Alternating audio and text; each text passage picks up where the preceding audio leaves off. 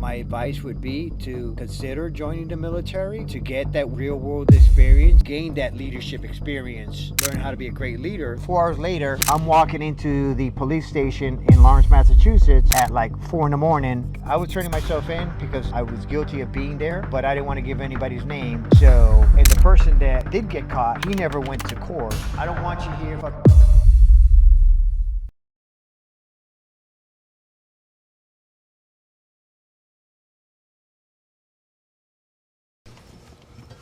Alright, so I'm assuming you're definitely going to want to smoke the Since 1775 cigar.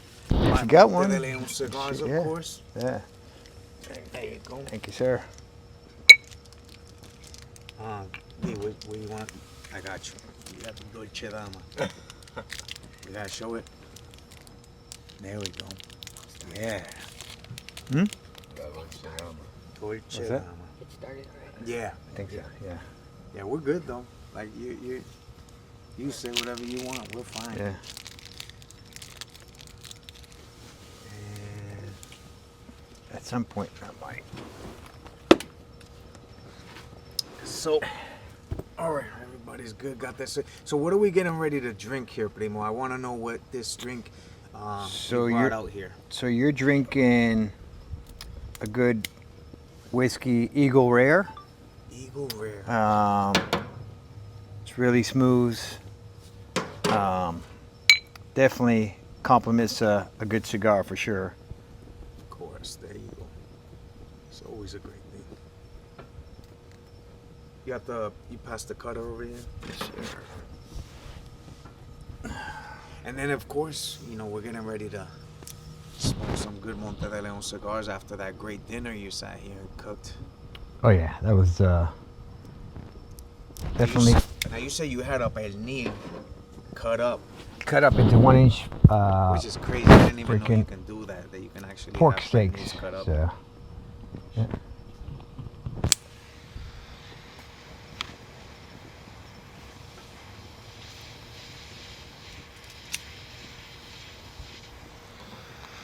Now you're looking like you're ready to go for another run right now.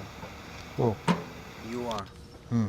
So I'm actually getting ready. I'm getting ready to sign up for a run, which is in California. I forgot the name of the town in California, but it's like something about the canyons or something like that. So it's 100K, which I believe is about a 62-mile run. Mm-hmm. And I'm getting ready to actually do that in April. Now, I was actually thinking about you recently because I was like, you know what? What happens when we go on vacation? Like, do you still run when you're on vacations? Me? Yeah. Yeah. Right, Joe? Yes, I do.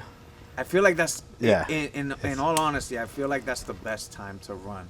Because when you're on vacation, you get to pick and choose to go see some dope views. So if you're somewhere like in Spain, Costa Rica, Switzerland, wherever you may be, you're actually able to go and explore some, beautiful scenery while you're out there. I know when you're in Puerto Rico, you sometimes run at Yunque, is that correct? Yeah, the last time I went, we didn't get a chance to run at Junket because now you have to reserve time to be able to go to that national park. Whereas years ago, it wasn't like that. Years ago, you can just drive up, boom, climb the mountain, drive up there part of the way, or run the trails up there.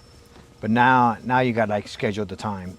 Wow. So I haven't had a chance to run out there in El Yunque. I've had a chance to run through my hometown of Juanadilla. Yeah. But I definitely want to get the chance to do some pretty cool runs yeah, like that. they got some pretty good trails out there in Junket. Primo, salud. Salud. Let's do this, Salud, bro. primo. Yeah. There you go, D.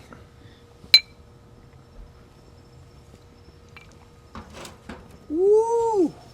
So who do we have here? We have my cousin Charlie, who's handling this this video that he wanted to do, and he'll brief a little bit on why he likes to do this stuff, and my cousin Dante. We're all present. We're all veterans, prior military, and we have strong beliefs in certain things and stuff like that. So Yeah, absolutely. So yeah. we, of course, we're sitting here, but we want to focus today directly on you and who you are, Joselito Joe Rivera, aka known to the family as Chelo. Now, you are a retired Sergeant Major from the United States Marine Corps. That's correct. You are the proud owner of Gett-it Core Fitness. You are an OCR competitor. By the way, for those who don't know, please explain what OCR is. OCR is obstacle course racing, and we've just recently got into hybrid fitness racing with DecaFit and High Rocks events. Nice, which I was getting ready to say you are also a hybrid athlete, which I feel like Yeah. that's a fairly new term these days. I never heard that term previously. What is a hybrid athlete? So a hybrid athlete is someone that kind of is in transition between, say, a CrossFitter and a runner, where they have the strengths to do weighted events, weighted exercises, and stuff like that, but still have the endurance and the cardio to do any type of running portion or endurance type portions of whatever event they're participating in. Okay, okay. Now, just so the people can know a little bit more about you, where are you from? So, my family's from Puerto Rico. I was born in Waterbury, Connecticut, but I didn't live there. My family moved up to Lawrence, Massachusetts, when I was probably a year old. So I grew up in Lawrence, Massachusetts, known as Lawton, and that's where I went to school all the way through high school until I joined the military service. Okay, yeah, we're definitely gonna get to that part Yeah. now coming up. How would you say how could you describe your childhood? Um, so we grew up in a family. It was four of us. I was gonna say when you say we, you had siblings. Yes. So I have an older sister. We have two. I have two younger brothers. Um, we grew up in a relatively strict childhood.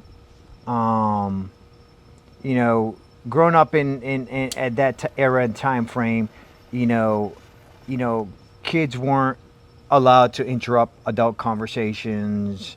Um, you know, the chances of you getting into trouble were a lot greater than there is now.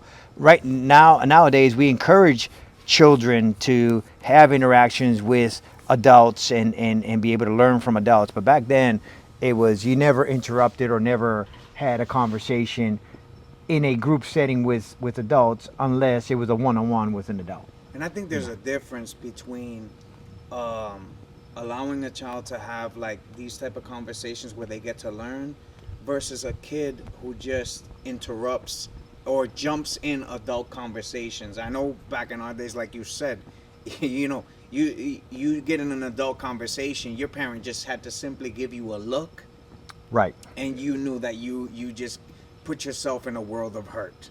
Correct. Yeah. Now, how would you describe the neighborhood you grew up in? So, I grew up. It was called Chestnut Street. Half of Chestnut Street was predominantly Italian residents that lived there, and with a few Puerto Ricans scattered in there. And then the other side of the block was Portuguese neighborhood, Okay.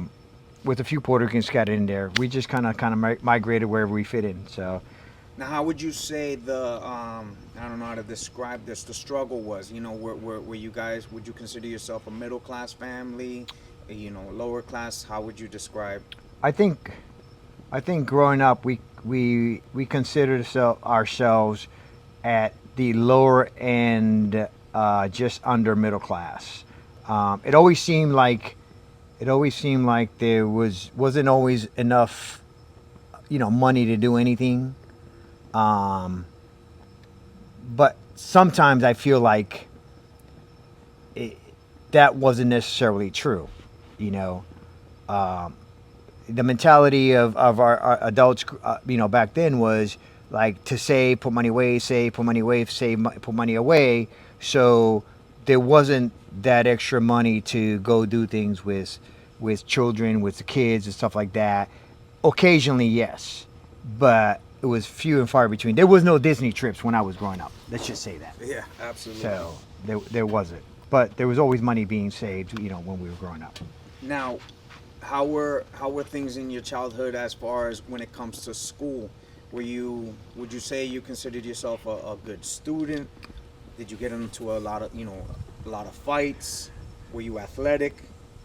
So, growing up, school, I probably consider myself that C average student, like right in the middle, not very smart, but not very, intellectually challenged.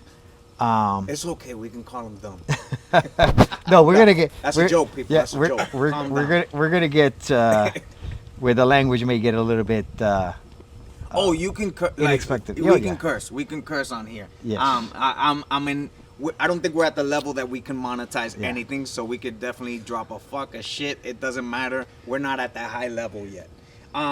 So school, I would say, my average, C average, B average, all the way through high school. High school, I went to a technical high school where I learned auto body and automotive during that time frame. Which is not a surprise because we come from a town that was a blue collar type of community, so I'm pretty sure they were wanting to get us used to getting into that workforce. Right. So my childhood, so like nowadays, a normal childhood is like parents on the weekend, they're taking their children to soccer games, flag football games like my son does, flag football, all types of sporting event. My Saturdays were going with my stepdad to the junkyard to pull parts for vehicles, and then coming back home and working on vehicles, or watching him work on vehicles, learning how to work on vehicles. That was the highlight of my growing up. How old were you at the time where you were learning about vehicles?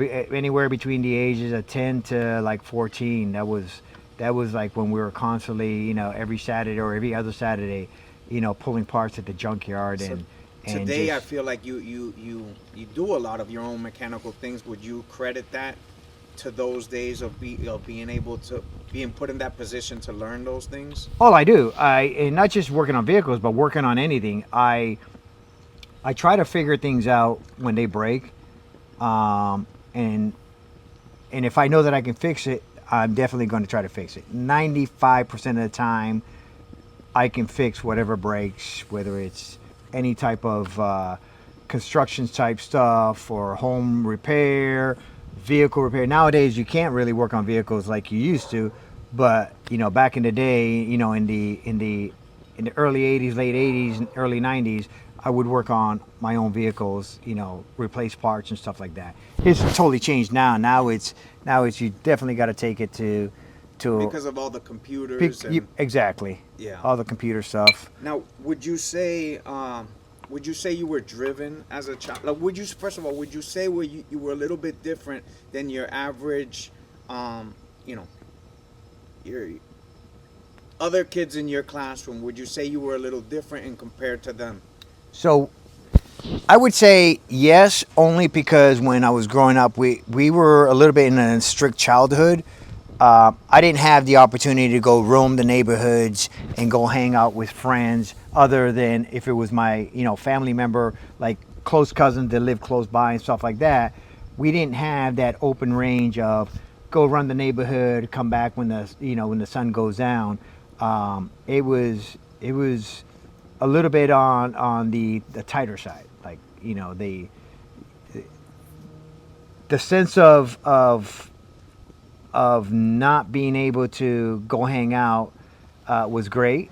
It wasn't great in a good way. I'm saying it was like from my parents. They just felt like they were overly protective. Let's just say that they were freaking overly protective. All right. So Now, Did you talked about your experience about learning mechanics and everything at a young age. When did you officially begin working? Like, when did you get your first job? So during high school is when I first started playing sports as a sophomore running. But my junior year, um, I got a job when I was 12 years old. I got a job at a restaurant as a dishwasher, and I lasted in that job a year and 3 months. My first job. Um, so I learned how to be responsible. Learned how to be um, on time. Learned how to be care about what I was doing. Um, so that lasted about a year and 3 months. And during high school, there was what was called co-op, where part of the day you would go to class, and then the rest of the day you would go work at a whatever your trade that you were learning in high school. You would go work at a location that was part of the program for co-op, and you would actually get paid to do that. So Roger. Now, this is gonna seem like a dumb question, but let's be honest. I don't have a high school diploma. I graduated with a GED. So, did you graduate from high school? I did. Graduated high school, and I didn't go to college. Um, and I didn't go to college because it may sound kind of weird, but we weren't really encouraged to go to college. Growing up, Plus, it was expensive. well, yes. Growing up, this is what we were told. Like in our childhood, there not only was it a strict childhood, relatively strict, but the amount of hugs and the amount of I love yous were few and far in between. Not that your parents didn't love you, because Yeah, I know they showed it in their own way. they just didn't show a lot of expression of affection and emotion. Okay, so their mentality was, you need to go to school, you need to do well in school, you need to graduate high school, get a full-time job, find someone, get married, and have a family. And that's exactly what I ended up doing, was taking that path that I probably didn't want to take. But that's what I learned, or felt like I needed to do, because that's what was expected. Now, I got married really young. So. and I was getting ready to ask you. So when in that point when you graduated from high school, would you say you were one of those kids that were like, you know what, you talked about the struggles that you were surrounded around, and did you ever come to a point that you said, man, I gotta get out of here? A lot of people go through this, I feel. And so were you one of those people that felt like it, not necessarily get out of there, but you were driven, that you were like, I want to succeed in life? I was. I knew that I needed to do something well in my life. I knew, for the most part, things that were right and wrong. And I'll give you an example. Like, for example, junior high school. They used to have recess in junior high school, and the kids would go out to recess, and a few of the kids that I used to associate with, not really friends, but just associate, try to hang out with, would start smoking, pot, marijuana. I knew that's something that A, was illegal, and B, that I didn't want to do. And, knock on wood, to this day, I've never ever tried marijuana in my life. Yeah, and it's I think yeah. you really, and we've talked about this previously, because I think this is more, you're not too into things that alter any of your behavior in any type of way. Is that right? Okay. Other than alcohol, once in a while, socially. Yeah. So Small, temporary. yes. Now, before I address the part about you joining the United States Marine Corps, I think there is a misconception going on as to how you went about joining the United States Marine Corps and your why. So I'm going to first explain to you what the hood legend is, especially within the family. Right. So the word out was always that Chelo ended up joining the Marine Corps because he went in front of a judge after getting into something, and next thing you know, that judge was like, hey, you go to prison or you go to the Marines. So this is your opportunity to either confirm or debunk this story. So we want to hear it from the Right. source. Right. So before I even get there, the lead up to that, it's long. So I graduated high school in 1984. Okay. By 1985, I eloped with my first wife. Okay. We were scheduled to get married. We decided we were going to elope, and the shit hit the fan. The whole family found out, and we did it anyway. So we didn't have a proper wedding. So I got married extremely young. I felt like I was mature for my age at that time when it came to certain things. But in reality, looking back, I wasn't ready to take that leap. You know, I was in love. Like, you know, when everybody gets married, they assume that they're in love. We've been dating for over a year. I ended up getting married by the Justice of Peace. Exactly 365 days later, my daughter was born. She was a big baby for as small as she is now. She was, 10 plus pounds when she was born. So I didn't get married because, my wife was pregnant. I got married because we were getting married. And then exactly a year later, my daughter was born. That was May of '96 when my daughter was born. May of 86. I'm sorry. Oh, Yes, you're fine. correct. May of '86 when my daughter was born. Trying to get all these timelines. No, I got you. We got a lot. That's what I'm here for. We've got a lot of years. That's what I'm here for. We've got a lot of years from that time frame.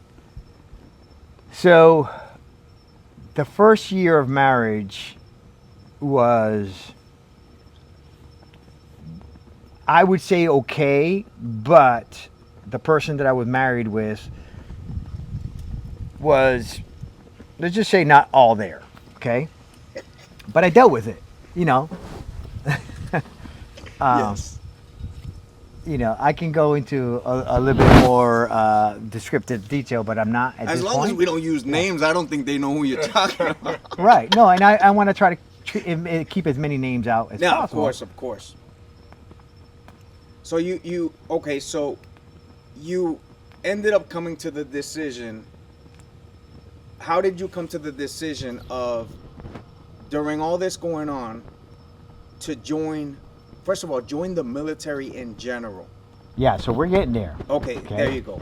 We're getting there. Take your time. This story is gonna be a long one, and it may be a boring story. No, it's not boring. Yeah. We're here for you. So first year I hung in there, and like right after the first year after my daughter was born was the first time that my previous wife kicked me out of the house. I was out of the house for about a month. That whole time I was distraught, let's just say, freaking, feeling sorry for myself, blah blah blah, the whole whatever you can think of, and finally she decided, okay, we're gonna get back together, and I moved back in.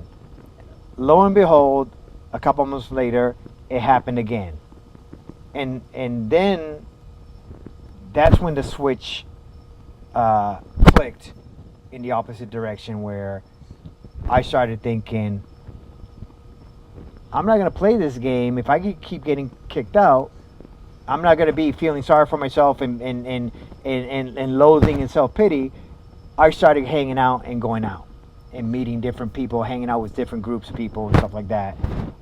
We'd get back together. It lasts a couple months or whatever the case may be, and the pattern continued. Okay, this is 1986 at this point. The pattern continued through the rest of that year, on and off. Then it got to the point where thank you. Give me one chance here. No, you're definitely fine lighting that up, but I'm loving the way you're taking us right now in this story, because this is what we want to get from you. We're here for you. We want to hear everything. It's just, great to hear you sharing with us. Excuse me. So it got to the point where the breakups were, every time were a little bit longer and a little bit longer. To the point where, at one point, we decided we don't want to be together with each other. My daughter was born. I didn't have my son at that time. We weren't divorced, but we were talking about getting divorced. She moved on. We went through the whole struggles of her not letting me see my daughter at times and acting very unstable. Let's just say that. It was always a battle to try to see my daughter. I moved on. I started hanging out with people that I thought were friends, or let's just say in retrospect, they ended up not being the best people to hang out with. I met someone that I started dating on and off. Make a long story short, it grew into something that we ended up moving in together.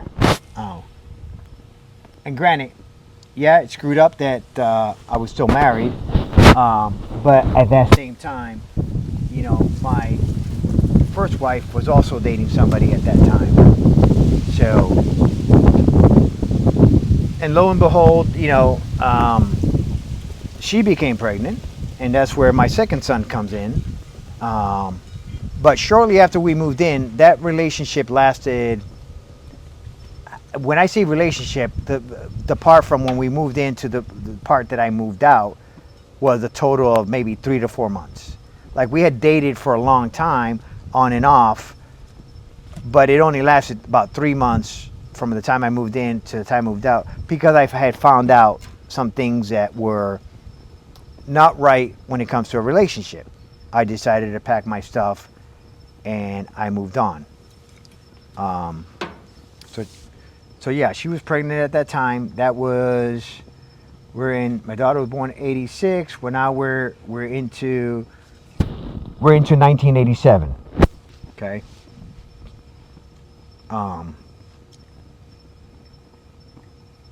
87, I was still right before her and I think it was right after her and I split. I was still hanging out with the wrong crowd. I was already considering joining the Marine Corps. Okay, I had already talked to a recruiter. We're going into 1988 now. And with the wrong crowd, you were still like staying true to yourself, right? Like, you just found yourself going out to bars and clubs. I was going out bars and clubs, and not necessarily getting myself into trouble, even though I was hanging out with people that really didn't care about, what they did or didn't.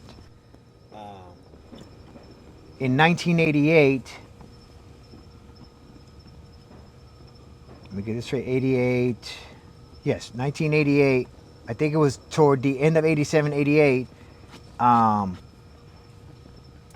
I found myself, and this is during the time that I had already spoken to a recruiter. I did something that I wasn't supposed to do, was I gave a ride to a group of the people that I was hanging out with to go do an illegal crime. They were going to break into somewhere. Two of them were actually relatives. One was one of my, my brother-in-law. I'm not going to mention any names. And one of them was one of my brothers, and I was the only one with a car at the time.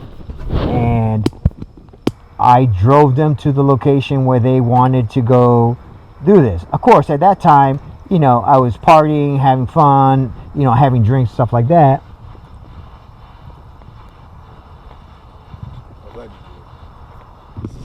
This is all allegedly. Yeah. During the course of that time, we get to the location. I get out of the vehicle to wait for them. They go to go do what they're going to do, but lo and behold, the area where they were going to go was already being watched by police. Oh. So, lo and behold, police are coming out from nowhere. I get scared. I go run. I actually get away. Okay, out of the group of like six of us that were there, only one of them got caught and got arrested, and ended up. He ended up not. I'll get to that. I got away, and 4 hours later,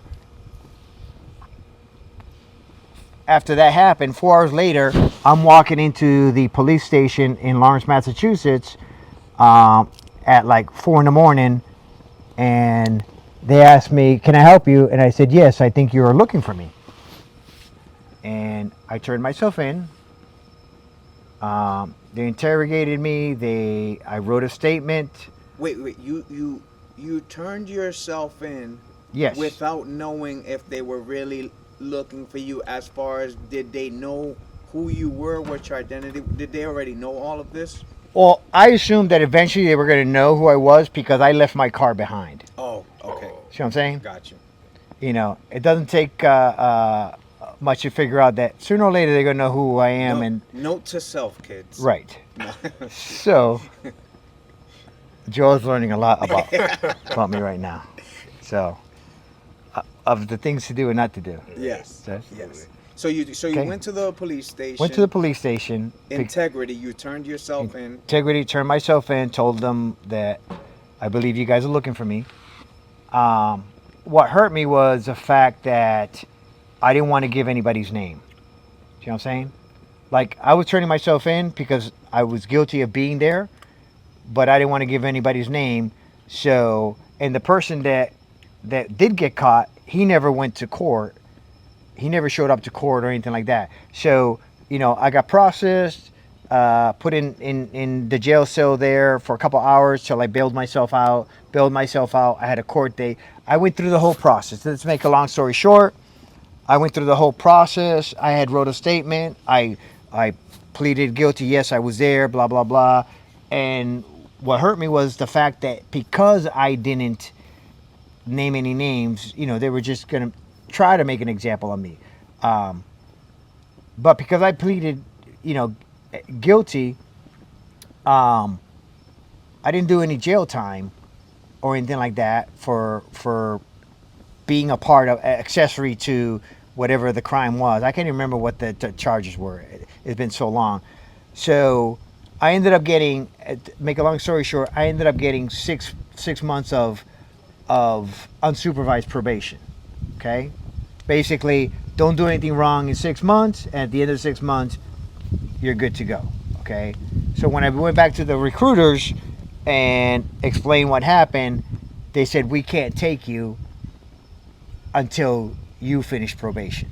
Okay? So there was no, hey, a judge is giving you an option, you know, go to the Marine Corps or go to jail. There wasn't that. That whole, what people believe, because the problem was, when I do, I'm a private person. When I do things, I don't share what I do. I'm not very big on talking about other people or talking about the things that I do right or wrong. I don't talk about my personal life or whatnot. I am now because, you know, I feel like sharing the story.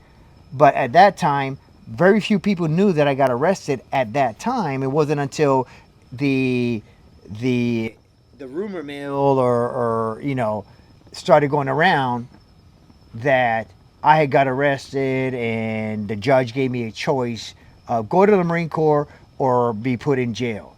I never once ever talked to any of my, not even my mother, did I tell her that I got arrested. I just dealt with the consequences as they came. And that's just the way I've always been.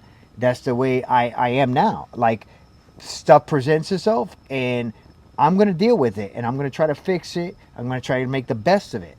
You know, I don't involve anybody else or try to get sympathy or pity or whatnot. That's just not me. If I do something wrong in my life, I'm going to I'm going to face the consequences and deal with it.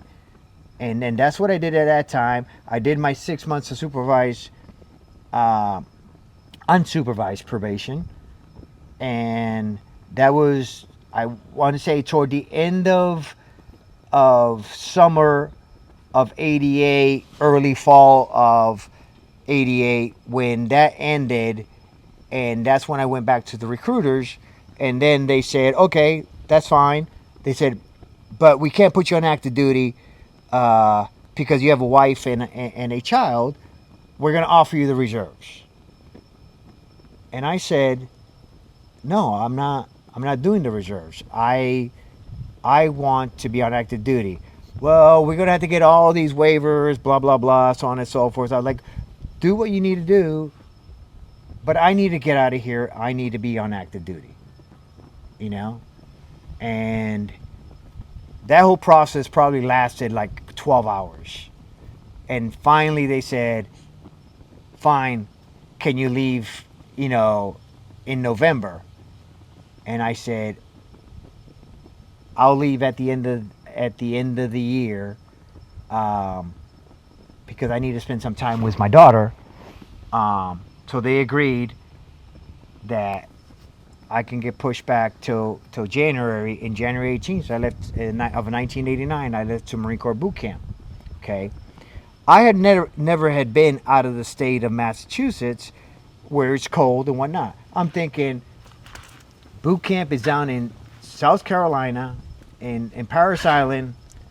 You know, I don't need to bring anything warm for this trip or anything like that. So I was just dressed in a shirt and, you know, regular pants and stuff like that. And my God, you know, I got off that plane to get on that bus, you know, with, of course, the drill instructors yelling at you. And my ass was freezing because I thought that it was the South. It was going to be warm, you know. You get off the bus, you stand on the yellow footprints, and my ass is shivering because, you know, I'm 22 now. Now, you know, which is not a typical age, you know, for usually people who join the Marine Corps, join the service, you know, when they're, you know, fresh out of high school, 17, 18 and whatnot. I'm 22, married, and I have a daughter. I know that I have responsibility, and I know that I need to make it through boot camp, you know, by, you know, freaking not being known, you know, not staying in the shadows, but not highlighting myself, you know. So I went through that whole process of boot camp. I don't want to cut you off, but I do want to ask this question here. First, what led you? I find it interesting that you decided to join the military, especially when we look at the years that we're talking about, 1989, when there was so much negative things going around and stuff like that about the military. We're talking about in the 80s when they were putting out films that were, you know, propaganda against the military and everything like that. We're talking about post-Vietnam and everything.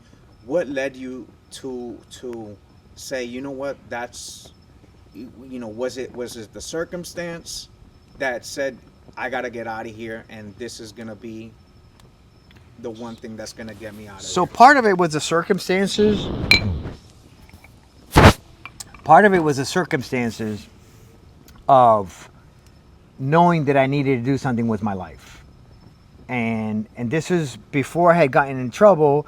When I first had approached, you know, the Marine Corps recruiters, actually right before that, I had a conversation with a family member, her husband, that had done some time in the Army. And I had a deep conversation with him, and he was the one that kind of put the idea of, like, you know, why don't you just join the service, you know, learn something while you're out there, you know, it'll take you away from Lawrence, and, you know, and it may be a positive thing for you. And that's what definitely solidified the bug in my head, because I already had the bug in my head.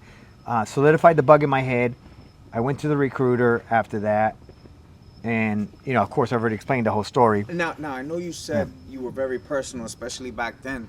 Did a lot of the family members know you made this decision, and how was their reaction? How was your mother's reaction? How was everyone's reaction to you wanting to join the service? I didn't really tell anybody until like almost the very end that I was joining the service. Very few people knew because again, I go through life, I run across adversities or problems, stuff like that. It's up to me to fix them. Nobody else. I don't need to involve anybody else or wrap anybody else in.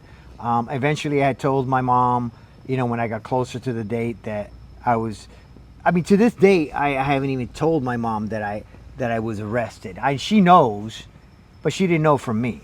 To this date, I've never told my mom that. Unless she sees this video, and then now Right. she'll Right. she'll definitely know. Yeah, I can't believe she doesn't know that. Right? No, So- but she knows, but she just doesn't know from me. Yeah, what I'm saying? and she probably doesn't know the details behind everything, Right. the way you just explained it. Now, when you talked about the moment you came off the plane, they bust you in to Paris Island. Would you say, were you in any type of shock when you got to, because that's their whole idea, right? And when you get to boot camp, their whole idea is to shock you once you get there. Would you say, were you shocked, or did you feel like you were built for it? Like immediately you were like, oh, you know what, I got this. I won't say that I went in there scared or I went in there like confident that I got this. I just went in there knowing that I have to fucking do this. Like I have to fucking get through this and do something with my life, because at this point I had a daughter, and my second son was already born from that, let's call it the in-between relationship. Because at this point, I was still legally married when I went to boot camp. Like we had never started the process to get divorced, and we still. I mean, she was involved in another relationship at that time, and we still were planning to get divorced, but we never started the process when I left. So I was already married. I mean, I was still married, had a daughter, and my second son had already been born, but I had very little contact at that time with my second son. So got through boot camp, went. Well, before you move in boot camp, right? You said you grew up most of your life in New England. Is that correct? Let's say that again. You most of your life you grew up in Massachusetts, right? Yes. Or all your life you grew up in Massachusetts. Mm-hmm. Now, Dante and I were talking about this earlier, about when we get to boot camp, most of us, we go through some sort of culture shock where we begin to meet other people from all over the country. And was that a bit of a surprise to like start meeting people that were from Idaho, Texas, and all these places, hearing whether they had, different accents or everything? Was that like a bit of a culture shock to you? Were you able to like quickly mingle, and it's like, hey, we're all here together, let's get this done? But it was cool to also meet people along the way. So, growing up in Lawrence, and it's crazy because when you grow up in Lawrence, or at least during that time frame, here's what we were taught. You were taught to hate the police because the police are bad. You were taught to not be racist, but be very judgmental about other people.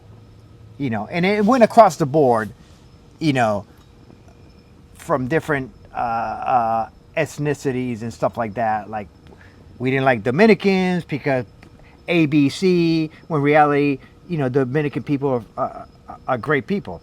Just because, they may speak a little bit more differently or more arrogant, stuff like that, doesn't make them bad people. But we were taught, like, Dominicans are this, Dominicans are that, when I got to boot camp, like, there was, people from all over the place. People from the country, African American. I think there was one or two other Hispanics there. My buddy that I went to boot camp with at that time, which was my best friend's husband at that time. He had a hard time during boot camp. It was comical. Wait, please. You say it's comical. Is there Like, a way you could share one of these? he was stories younger of than the- me, of these comics. and he had a hard time dealing with like the drill instructors. Like they screwed with him like constantly because they knew he was like weak, Yeah, you know? and they tend to zone in on Right. these type of people. Like I got yelled at They like feed in off my the face, weak. and I just kept straight face, and I didn't break down. I didn't show any type of emotion that would cause them to fuck with me even more. See what I'm saying? Yeah. Like he would fucking break down and fucking cry, you know. So he had a rough time. I made it through boot camp, you know, graduated boot camp by staying, you know, doing what I was supposed to do, and, you know, and from there I went to my MOS school, which was in Oklahoma. Now, when I was about to ask you what job now. Do Marines also call it MOSs? Yes. Okay, so those who don't know, MOS stands for Military Occupational Specialty, correct, Specialty, yes. Yep. which means your job and that you take in the military, which there is tons of jobs for people to choose from. And I think that's one of the things that a lot of people don't understand when they're signing up for the military. They don't understand that there is so many jobs out there you can choose to. All you have to do is take a moment, not necessarily to talk to a recruiter. I mean, obviously talking to a recruiter is important, but if you can find yourself a veteran, whether it be a family member or someone in your community, I think they can help you understand a little more what some of these jobs entail. And it's not just about the job per se, because I know sometimes people look at the jobs like, oh, this job's gonna benefit me because I'm gonna be able to go do this after the military. Right. But it's not just that. You also have to kind of look at whether that job is gonna allow you to rank up in the military, because sometimes it becomes complicated in certain jobs to rank up. So what job did you sign up for? I signed up for artillery, but I signed up for artillery because I just wanted to get out of Lawrence and go in the Marine Corps. Explain what artillery is to those who don't know. So artillery is what they call the big guns, 105s, 155 howitzers. At that time, I exactly didn't have my specific MOS. I just knew that I was going to be in the artillery field based on my ASVAB score. And because of my ASVAB score was a little bit higher, I got designated as FDC, Fire Direction Controlman. Okay, not actually a cannon cocker, what they call, you know, where you fucking load the ammo in the fucking howitzer and fucking pull the lanyard and shoot that howitzer, you know, or shoot that round out of that howitzer. I was actually Fire Direction Controlman. But I never did that job. So before we go into that, during boot camp, and this is where I'm not going to call it a mistake, because I'm a firm believer that people don't make mistakes in life. Unless there's certain circumstances. People make choices. They make good choices, bad choices. Okay? I chose to start writing to my ex-wife / current wife at that time, because we were still married. Okay, current at the time. Current at the time, yes. Current at the time. And started reconnecting with her. And she started responding back. I was, finding out how my daughter was doing, so on and so forth. And we just started writing back and forth. And to the point where we were discussing things like is there a possibility that we could get back together, blah blah blah, and we were started. That was laying the groundwork to try to reunite and reconnect and move forward. And this is all during boot camp. This is all during boot camp, okay? There was no cell phones back then, ladies and gentlemen. There was no cell phones in No. boot camp. There was not. There was collect calls. Let's just say that.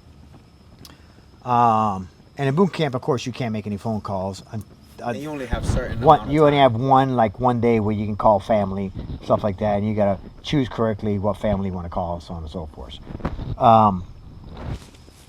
So that continued.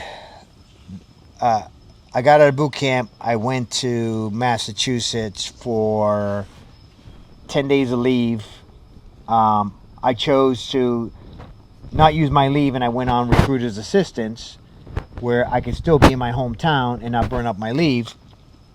So I was working during the day as a recruiter's assistant, going to high schools and stuff like that, to try to recruit people and stuff like that with recruiters and stuff like that. And at the same time, I had the opportunity to visit family.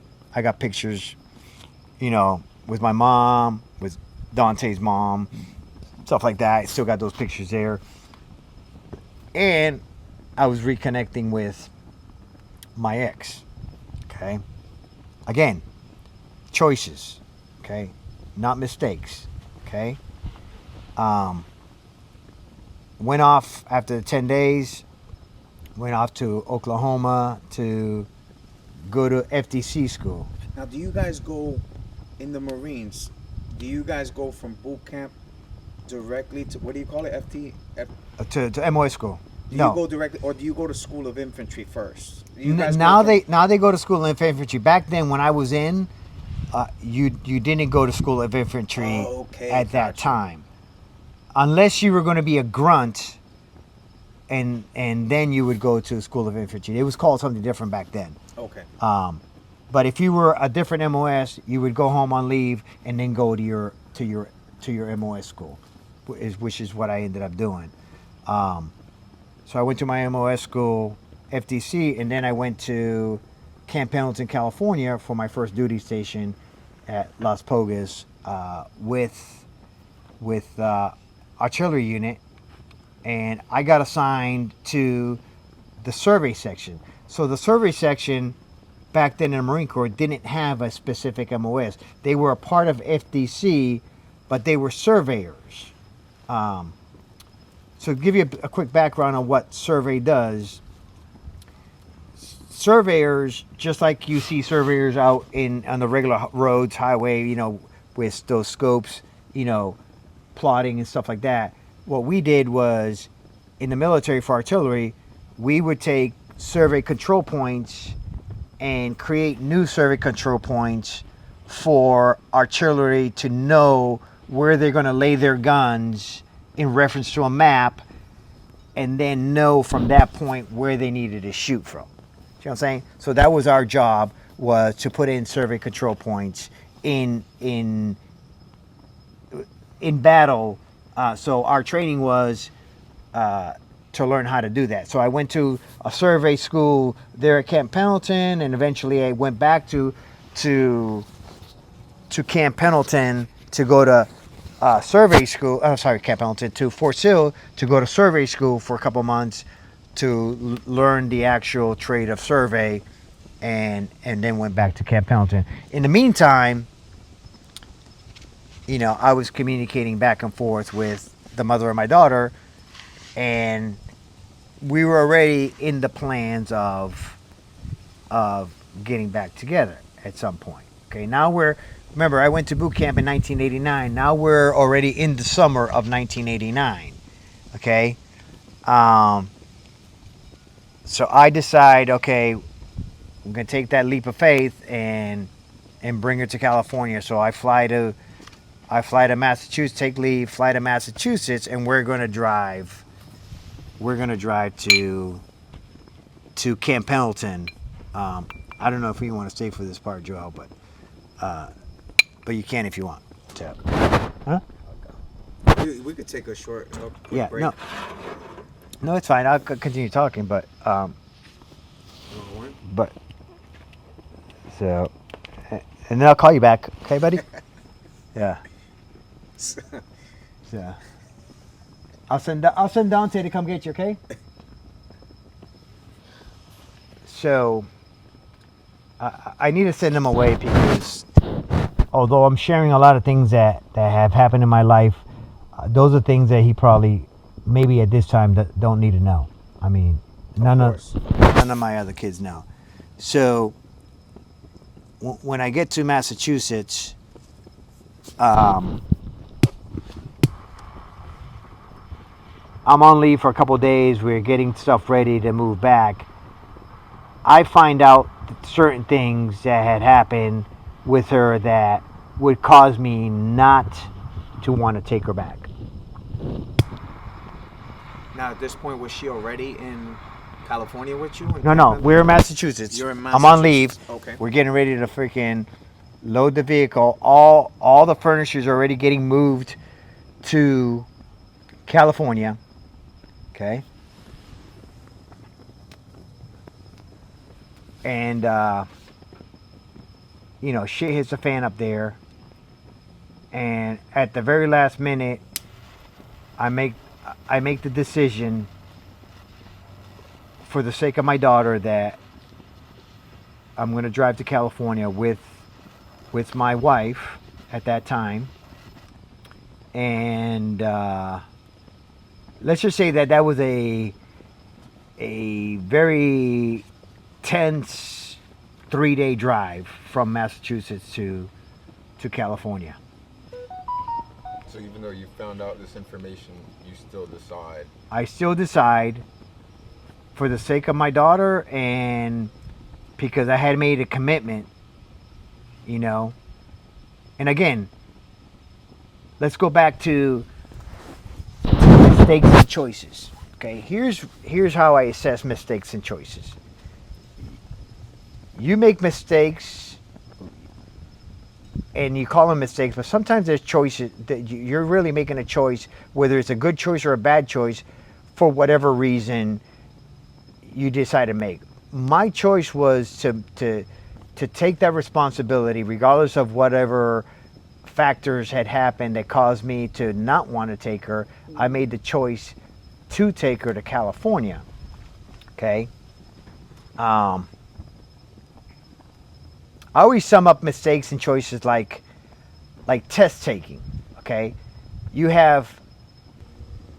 So you went over mistakes and choices. Mistakes and choices, and you said you always sum up mistakes as choices, right?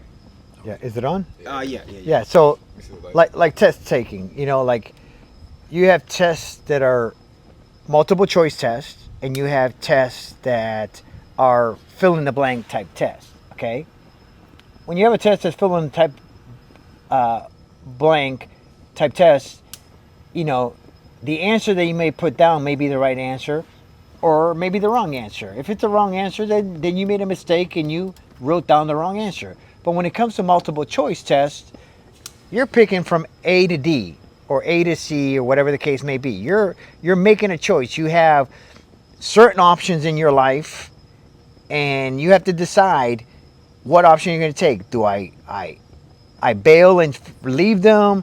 Do I freaking take them with me? Whatever the case may be, I made the choice, not a mistake in my life. I made the choice of taking them with me for A, the sake of my daughter, and B, because I had made a commitment that that's what I needed to do at that time. May have not been the right choice, okay? But in no way do I ever consider it being a mistake, because it wasn't. It was a choice that I made. So we get to California and we're trying to work things out. Okay, we're in this. This is already, let's see, end of '89. End of '89. We're in the end of 1989. Okay. I get an apartment out in Vista, California, which we already had lined up, and we moved to Vista, California, just outside of Camp Pendleton, California. And I would say early 90s, that's when she got pregnant with my third son. And I try to make the best of it. She had a very bad pregnancy. It was a repeat of when we were married earlier, where there was a lot of contentious moments, a lot of arguing. Once in a while we had great times, but it was rough in the sense of she was having trouble finding employment. I was working on the base, and actually I got to rewind a little bit. I was working on the base and leaving the base, going home, eating, and then going to Burger King down the street to work till 11 o'clock at night. Wow. Okay. So I'm going to pause on that part of the conversation because I want to back up to a couple of things that happened when I first got to Camp Pendleton and met my first commanding officer, who was a warrant officer in the shop that I was in, the survey shop. This is back in when I got there in the summer of '89.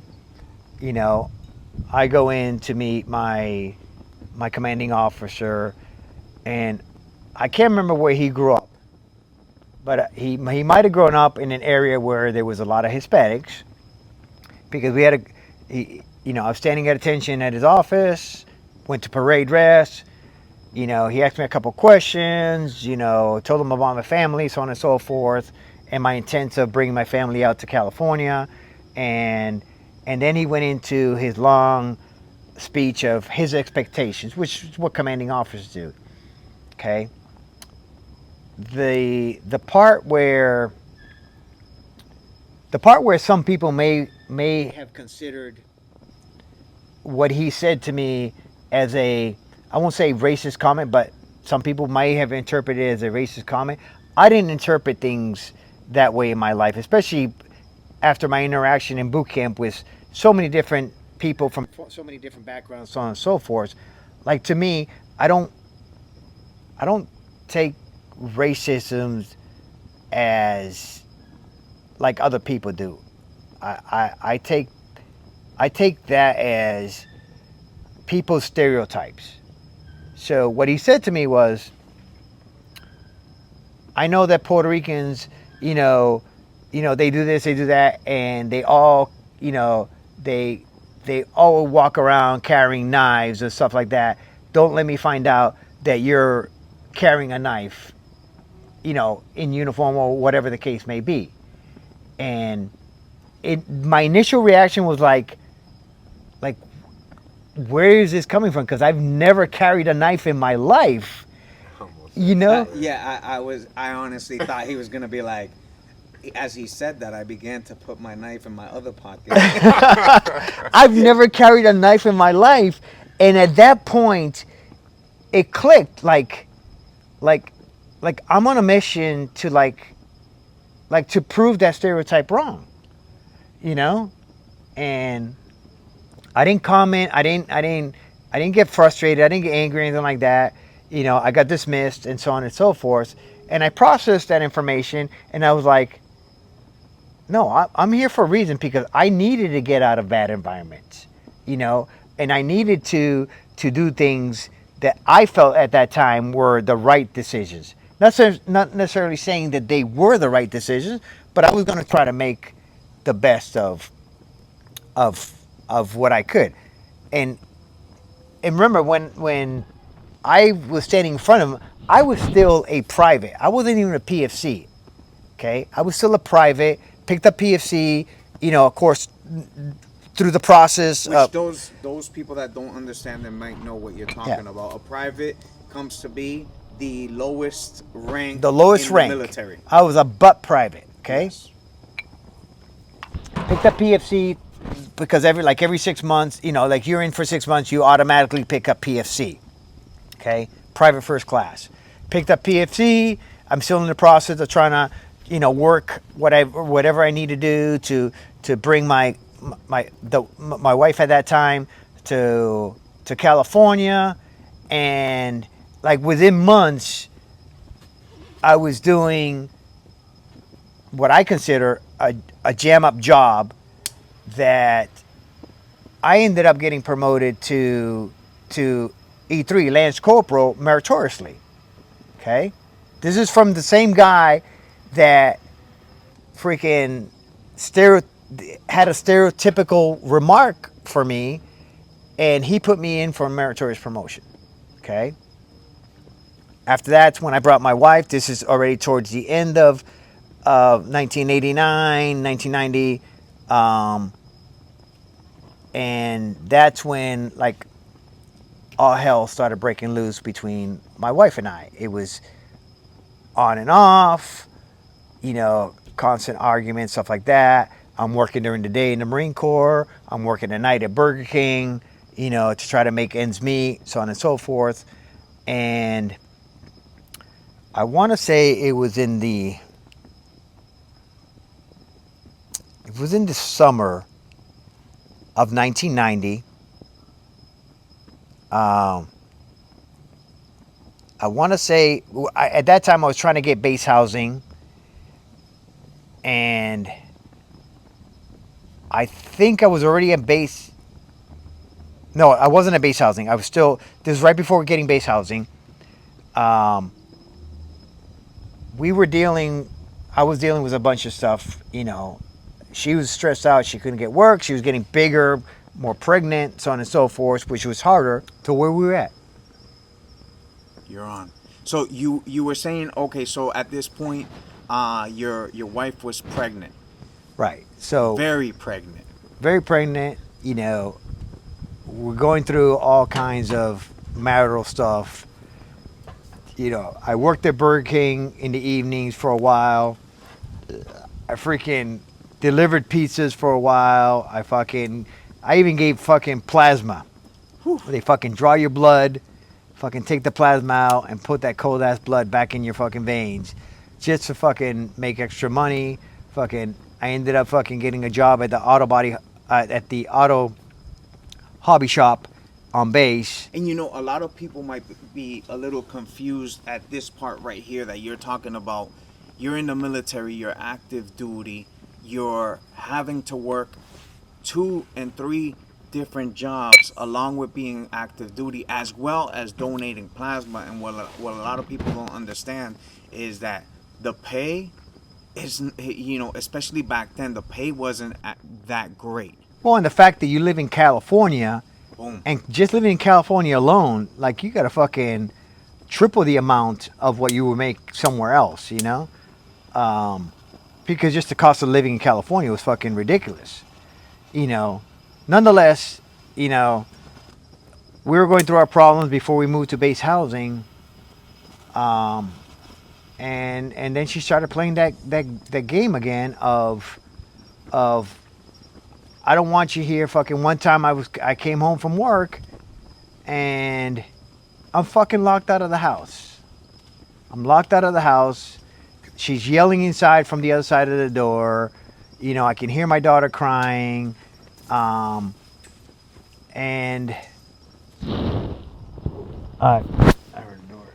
Anyway, I can hear my daughter crying, and I'm stressed out. Like half my shit's outside, and I had a weak moment in my life. At that point, like I started thinking. So, what the fuck is that? Anyway, yeah. Shit.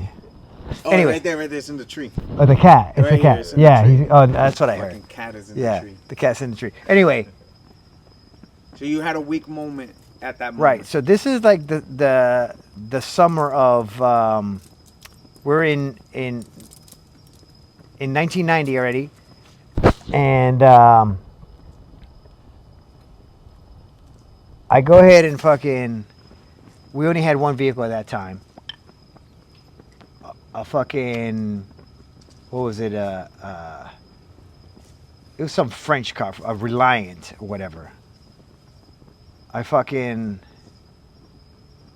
I backed that motherfucker up in the garage that we had at the apartment complex that we at. Shit, my shit went up. You got the lighter? I'm gonna need a smoke on this one. Hey, you wanna?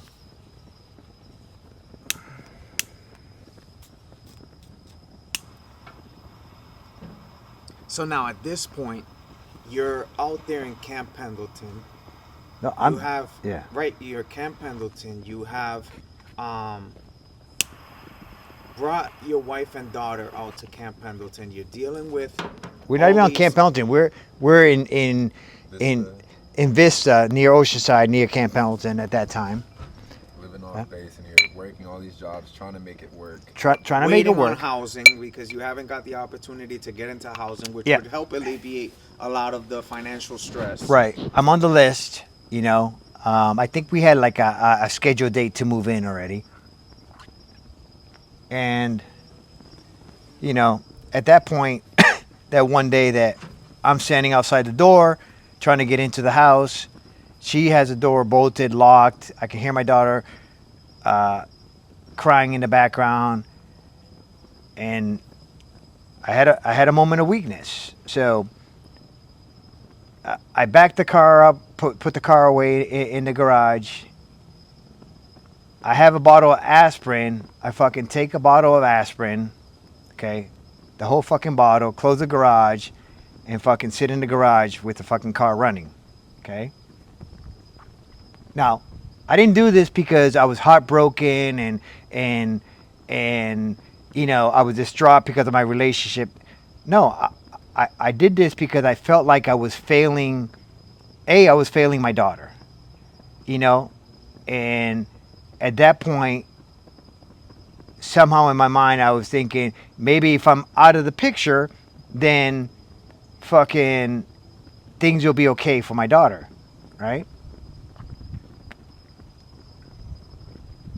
I'm sitting in there in the garage, fucking garage door closed. 10 minutes, fucking 20 minutes. And like fucking by fucking 30 minutes, I'm like, what the fuck? Like I can't even fucking get this shit right. And I decide, fuck it. I open the garage door and I drive myself to the local hospital. You know, I tell them what I did. They fucking rushed me to the back.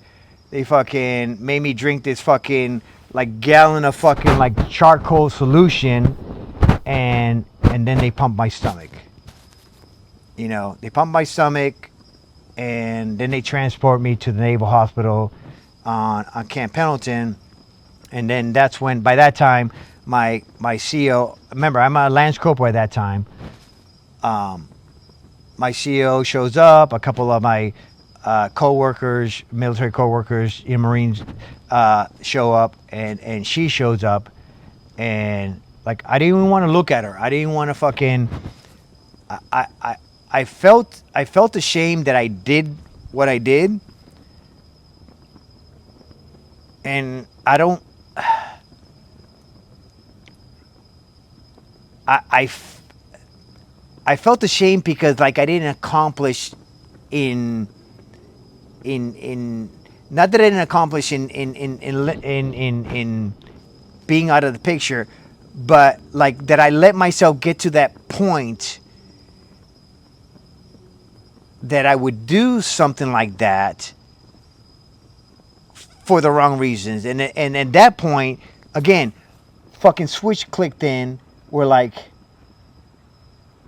you know, fuck this shit. Like, this should never have happened.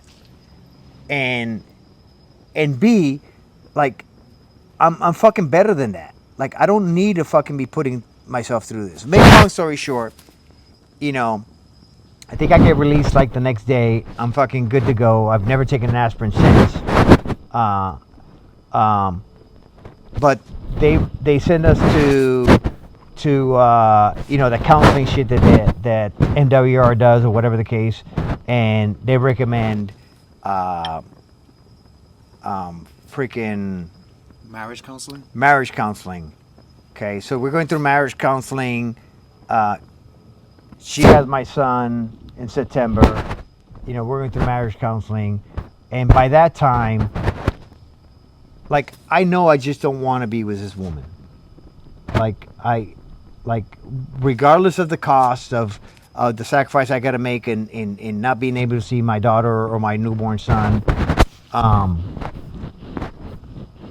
I at the counseling session, the last counseling session, you know, after going like for several weeks, you know, the counselor basically asked, you know, what do you guys want to do? And she couldn't give a clear answer, and I said, I don't want to be with her anymore.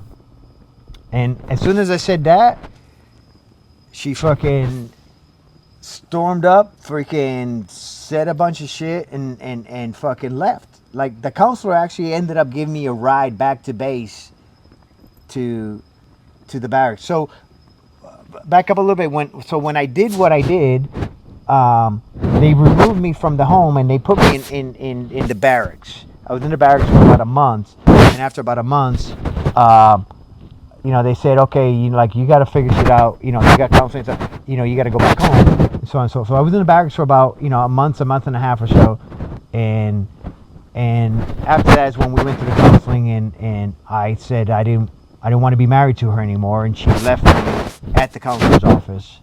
This was in the evening, and the counselor drove me back to base. Okay, so this is after September. My son was born in September, and by November, we sent her back, or she went back to Massachusetts. 2 months. My son was 2 months old. So, like I was saying, that was 2 months after my second son, third child, was born. She went back to Massachusetts in November, and during that course of time, prior to that, I had, you know, my mom had came out to help with the pregnancy and stuff like that, and whatnot. And at that time, I was in the process of making her a dependent, so she can stay living out there permanently. So when, you know, my first wife decided, or we had decided, made that decision that she was going to go back to Massachusetts in November, we had already gotten base housing, and, you know, she left from base housing, grabbed whatever stuff that she was going to take with her, and my mom stayed living in base housing with me as my dependent. My mom ended up getting a job on base in one of the chow halls and stuff like that during that time. Wow, so during you have all this going on, your mom was able to come out and right. She was there for the birth of my third child, my son, second son, and she helped out with that. So was during all this chaos going on, was your mom there during all this going on? Not during the episode that I talked about the garage / you know, hospital thing. She hadn't been there at that time. She came out right before my son was born, my second son. Okay. Yeah. So she didn't know about, or at least I didn't tell her about what had happened. I don't know if my ex-wife had told her, but I didn't tell her. Like I said, I mentioned before, I don't share things that I do or choices that I make with people. I just deal with it in my own way, and I try to fix or rectify or do something different to correct the issue. So we're kind of going to back up a little bit, because I think a part of me feeling like I was a failure or a burden probably stemmed a little bit with my upbringing, because my mom and my dad divorced when I was 4, and I had two memories of my dad as a 4-year-old. The only two things I can remember was one time where we were taking a bath.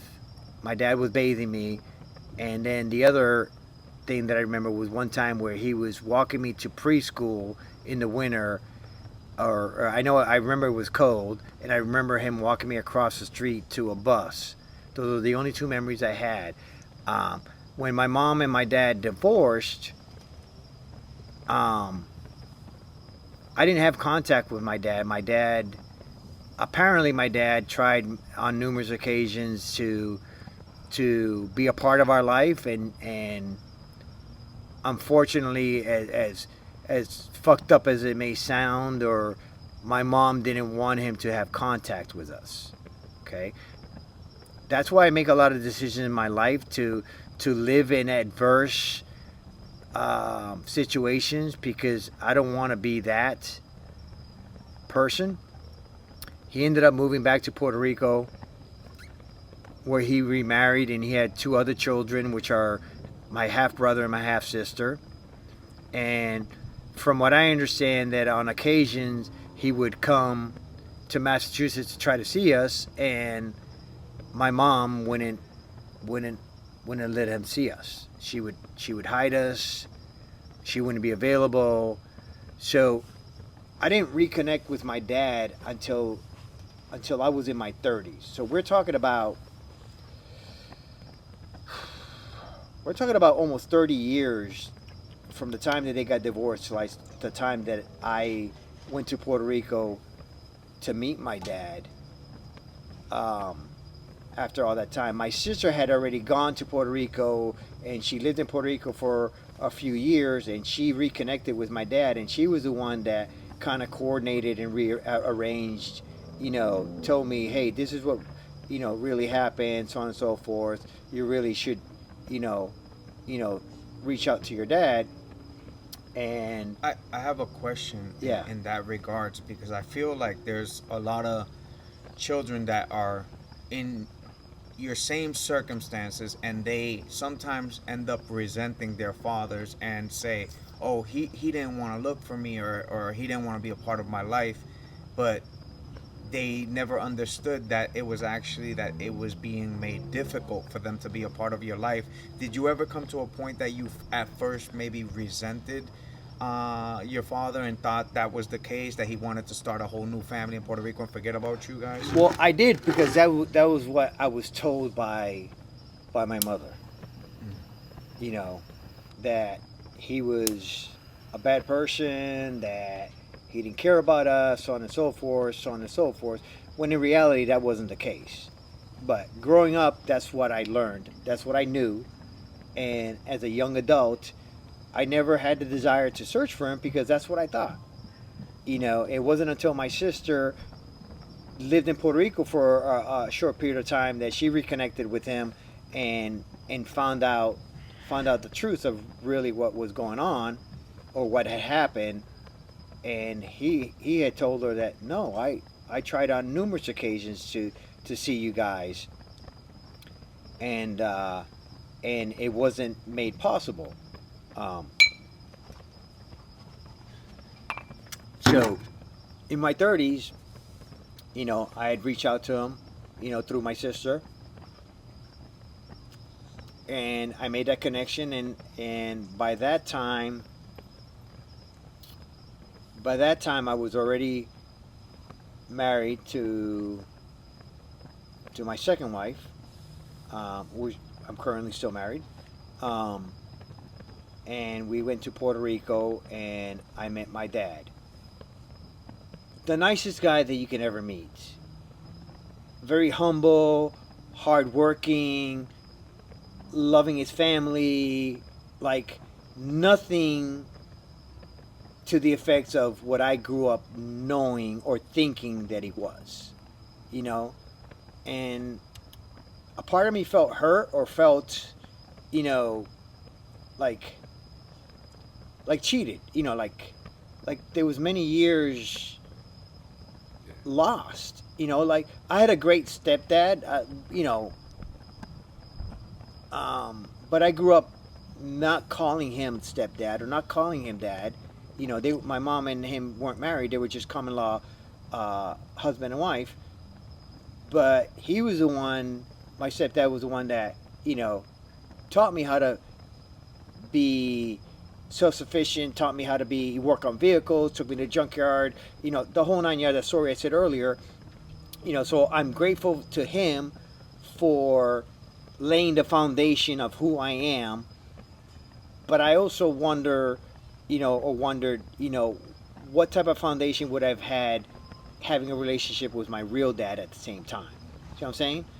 And so,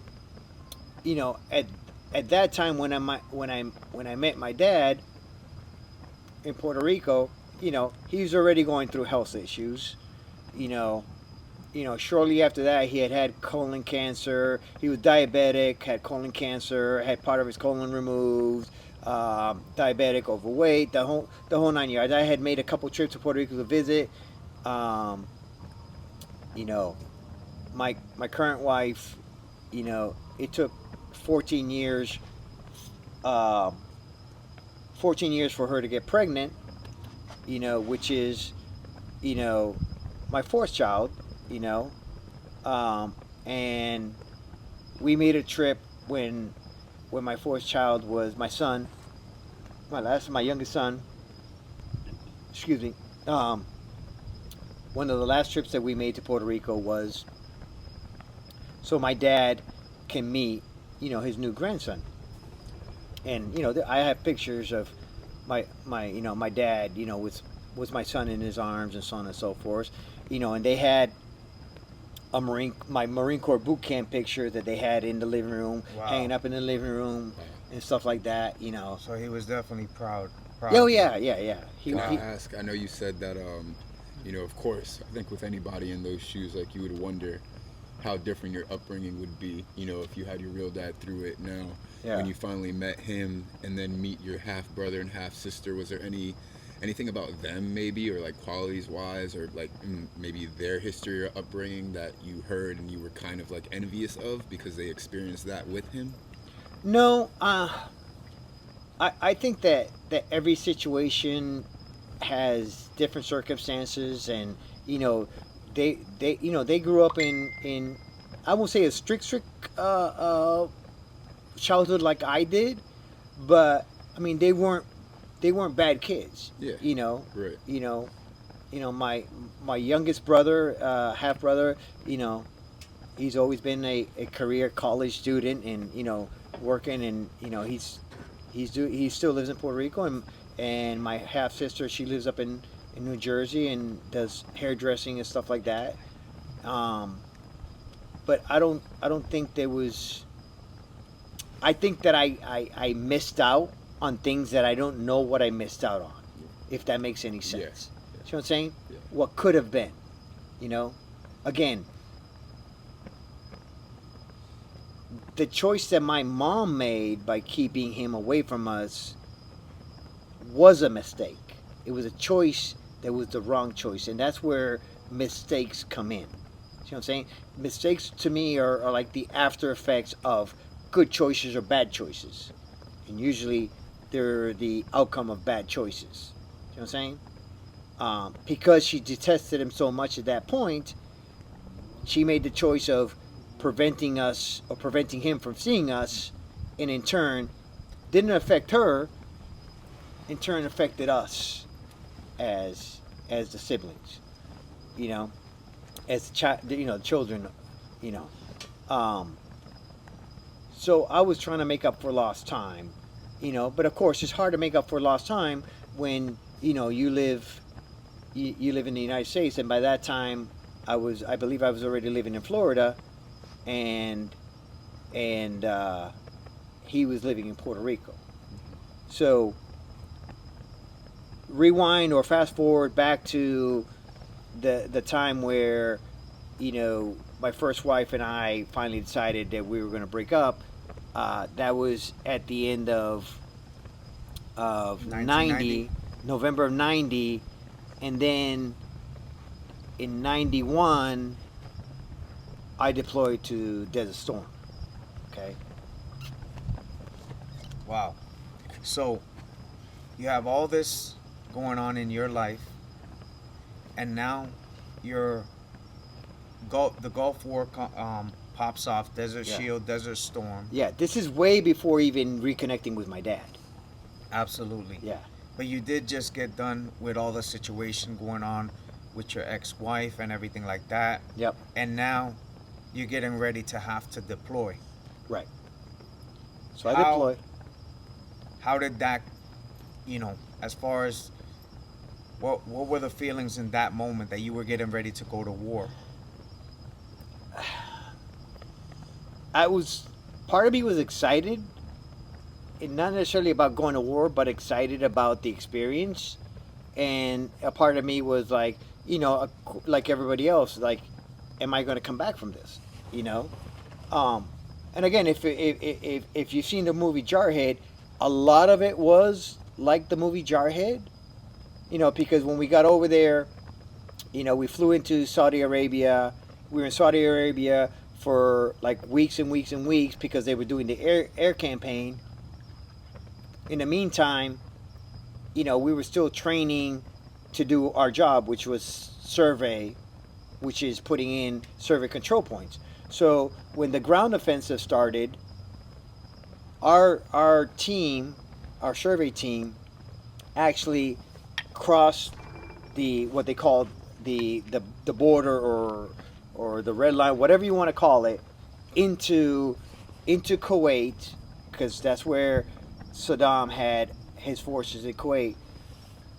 So we went in the night before the official ground offensive was supposed to start, because we needed to go and put in actual survey control points so the artillery guns could come in, boom, to a known survey control point in reference to a map so they can lay their guns and start the offensive.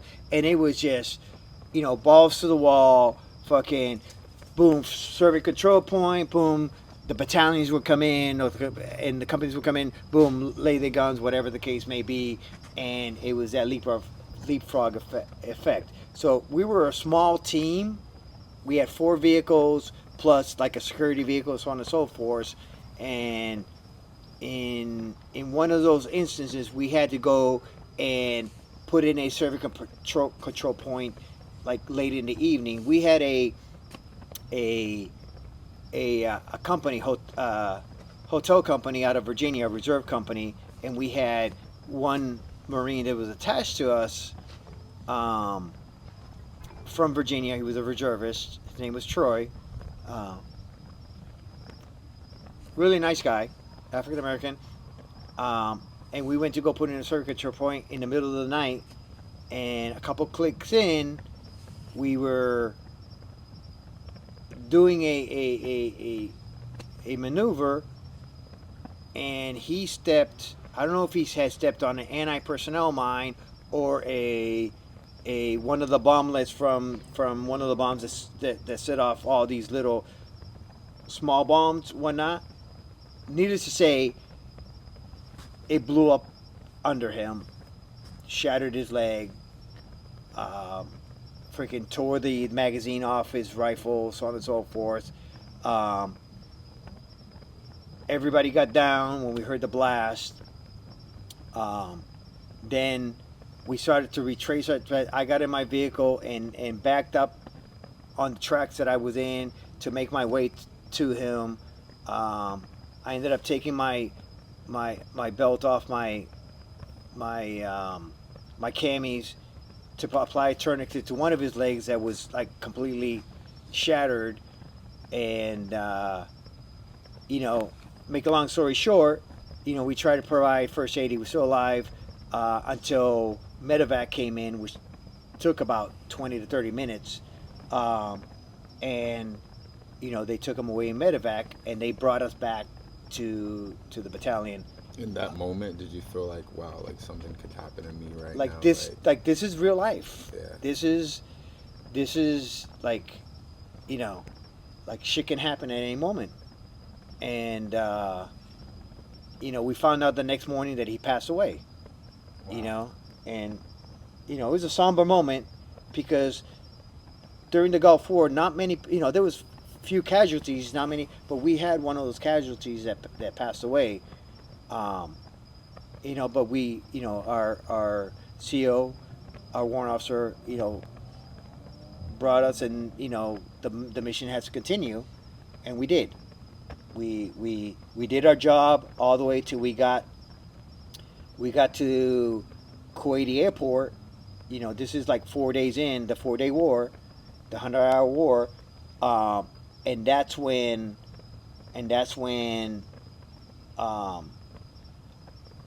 Saddam freaking stopped. That's when all the shit stopped. We were at Kuwaiti airport. This whole time we're driving. They're conducting missions, artillery missions, stuff like that. We're driving, past, dead bodies, fucking, destroyed tanks, armaments, so the whole 9 yards, and the war ends. We eventually retrograde back to Saudi Arabia, where we're in camp for like another 2 to 3 months until it's our time to come back to CONUS, to the United States. And that process was, between start to end, was like 8 months. And when you came back, how was your transition? How was it going back to the family life? Well, at that point, like, there was no family, because my family was, my mom was still at base housing because she was my dependent. So I went back to base housing. But my family was, I was still married, was back in Massachusetts. So at that point is when I started trying to make trips to Massachusetts to go and see my kids. And lo and behold, this is prior to me reconnecting with my dad. I was going through what me as a child was going through, where I would go to Massachusetts to go try to see my kids, and she wouldn't allow me to see my kids. The only time I ever got to see my kids on the trips that I made to Massachusetts was because I would coordinate with my, former mother-in-law. Hey, I'm going. Is there any way you can have the kids come visit you? And I would see them at my mother-in-law's house. She would help you out. She would help me out. Wow. During that course of time, I was also finding out that my daughter was getting abused, like mistreated by her mom, punishment wise and stuff like that. And I made it my mission that I needed to do something. So this is 1990. I go in this is 1990 going to 91. We're in 91. That whole time I'm trying to get divorced, trying to see my kids. In 92 I get sent to Okinawa for a year. Okay?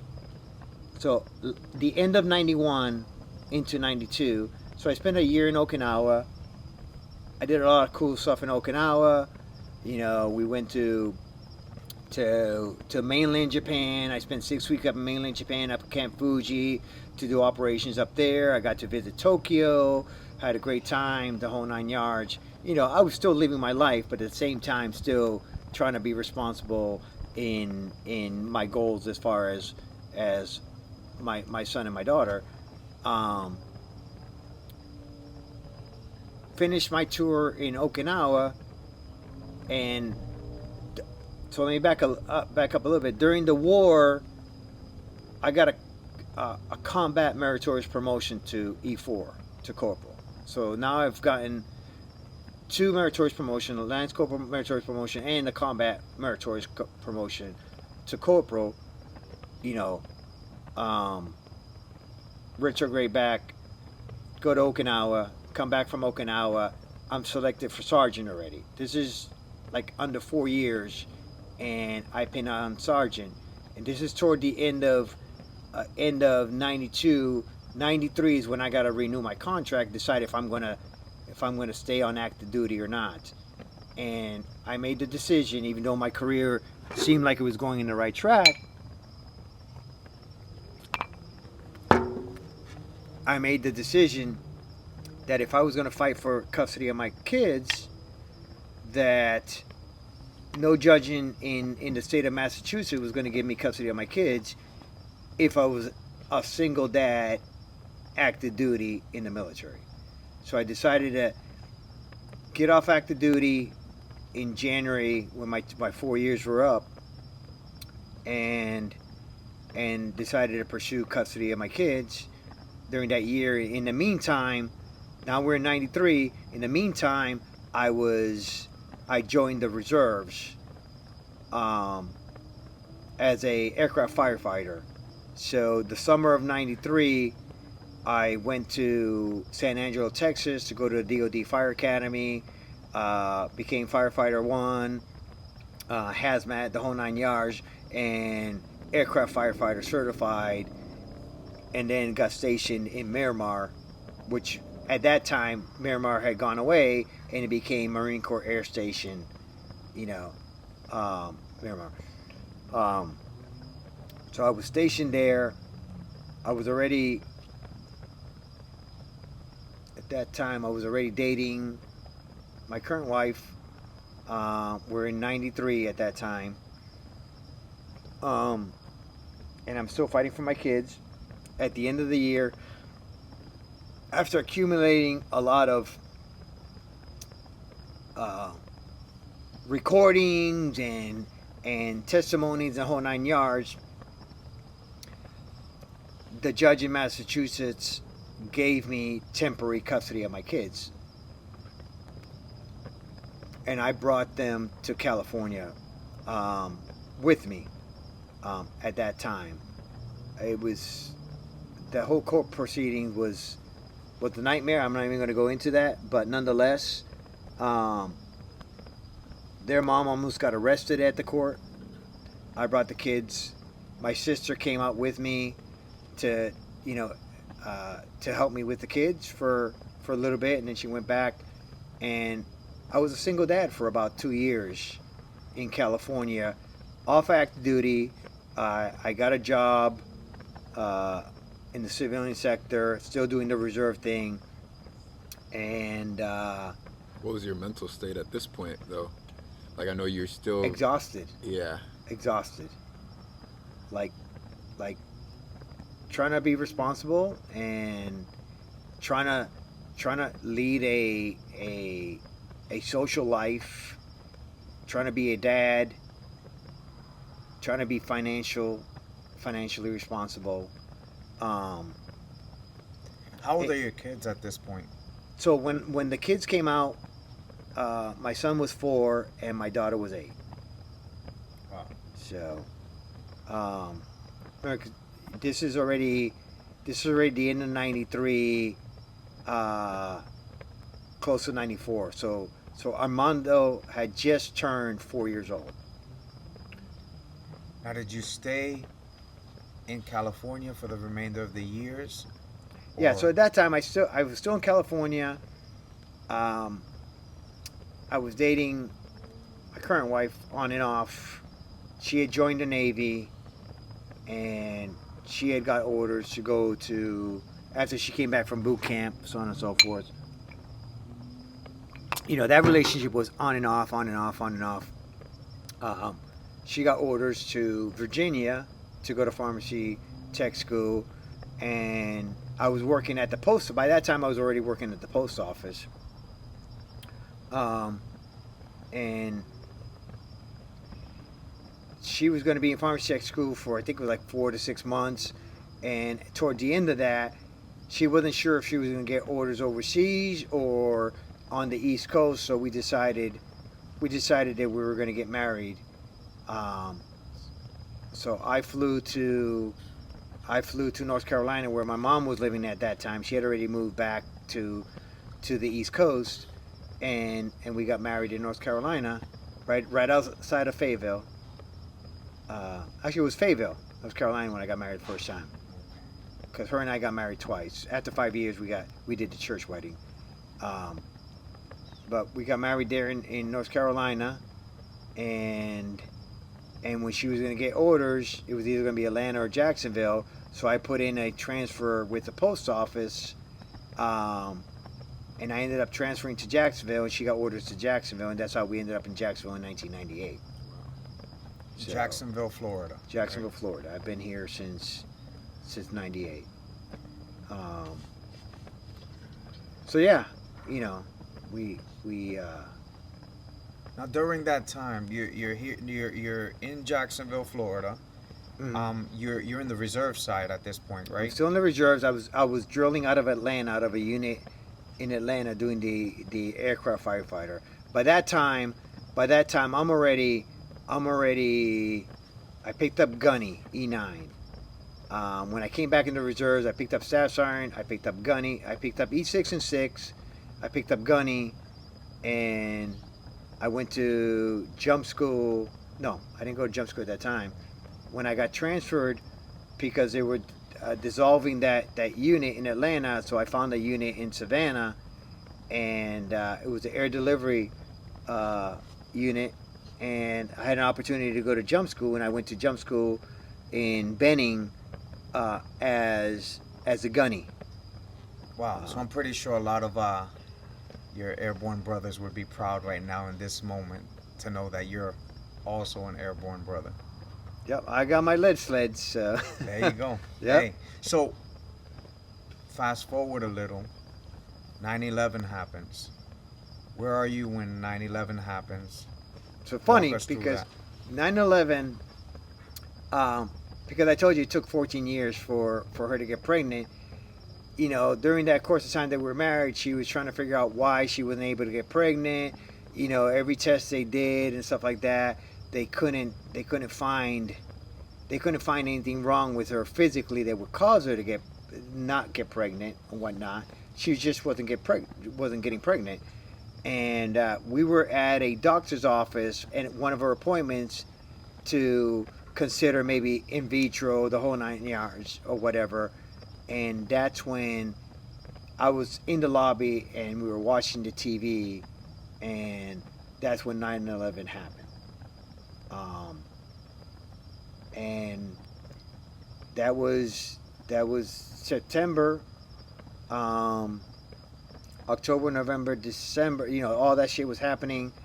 I got selected for first sergeant. I got transferred to a unit in Tampa when in January, when I pinned on January 1st, I pinned on first sergeant. I got promoted to first sergeant, transferred to a new unit, and like 2 weeks later we deployed.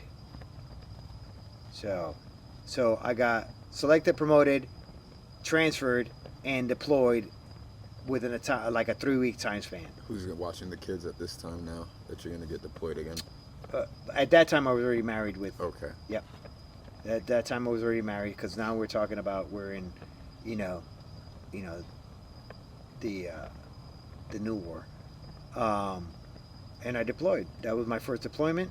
Were you one of the only ones that happened to be all from, not only did you go to the Gulf War, but now you're getting ready. You're now involved also in the global war on terrorism. Were there a lot of leaders like you that also were in the Gulf War? I mean, that's a very small number, I assume.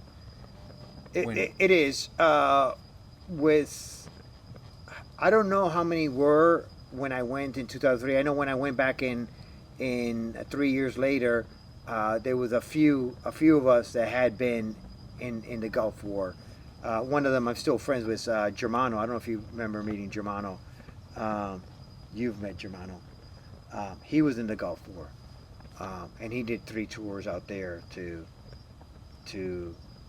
the other campaigns. But yeah, so that month, like I said, I got promoted, went to a new unit, which was an Amtrak unit, and then deployed with that Amtrak unit in that same month to the Gulf War. So, how many years were you total, would you say, in the Marines? 22 years.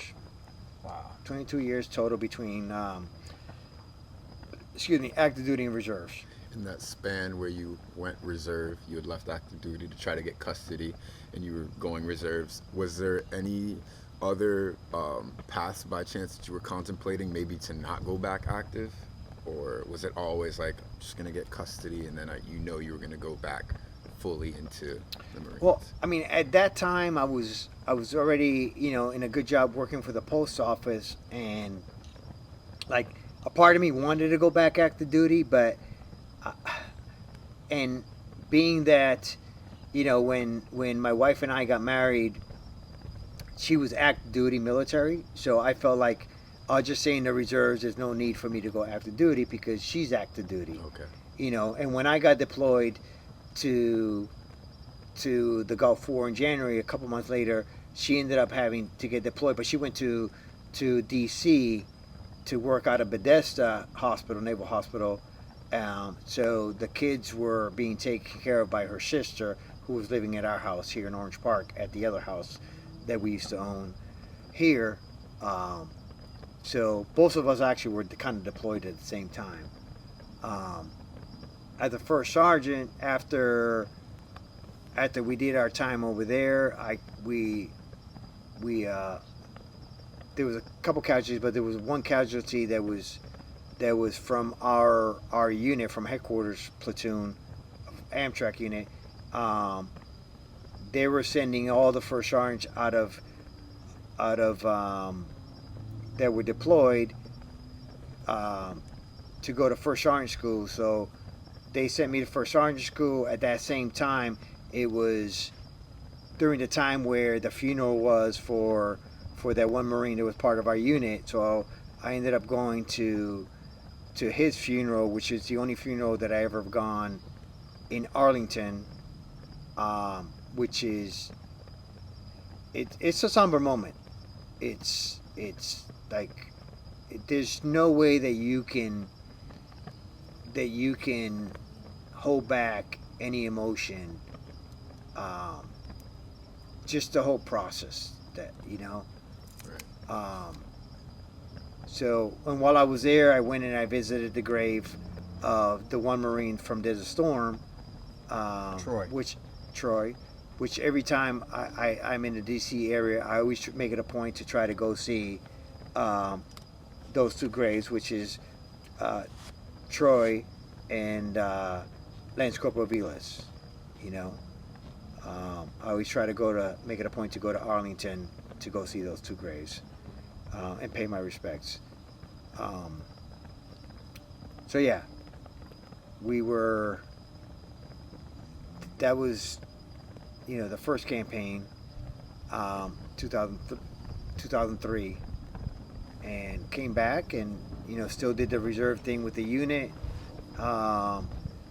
When we came back, Sergeant Major transferred me to Bravo Company because, I did a good job while I was out there, so he wanted me put me in a unit closer to home, which was here in Jacksonville. Bravo Company was here in Jacksonville, so I was the first sergeant for Bravo Company, and then a couple years later we got orders to go back to be a provisional boat company for the next deployment, which had nothing to do with Amtrak. So all our Marines had to go up to Camp Lejeune to learn how to be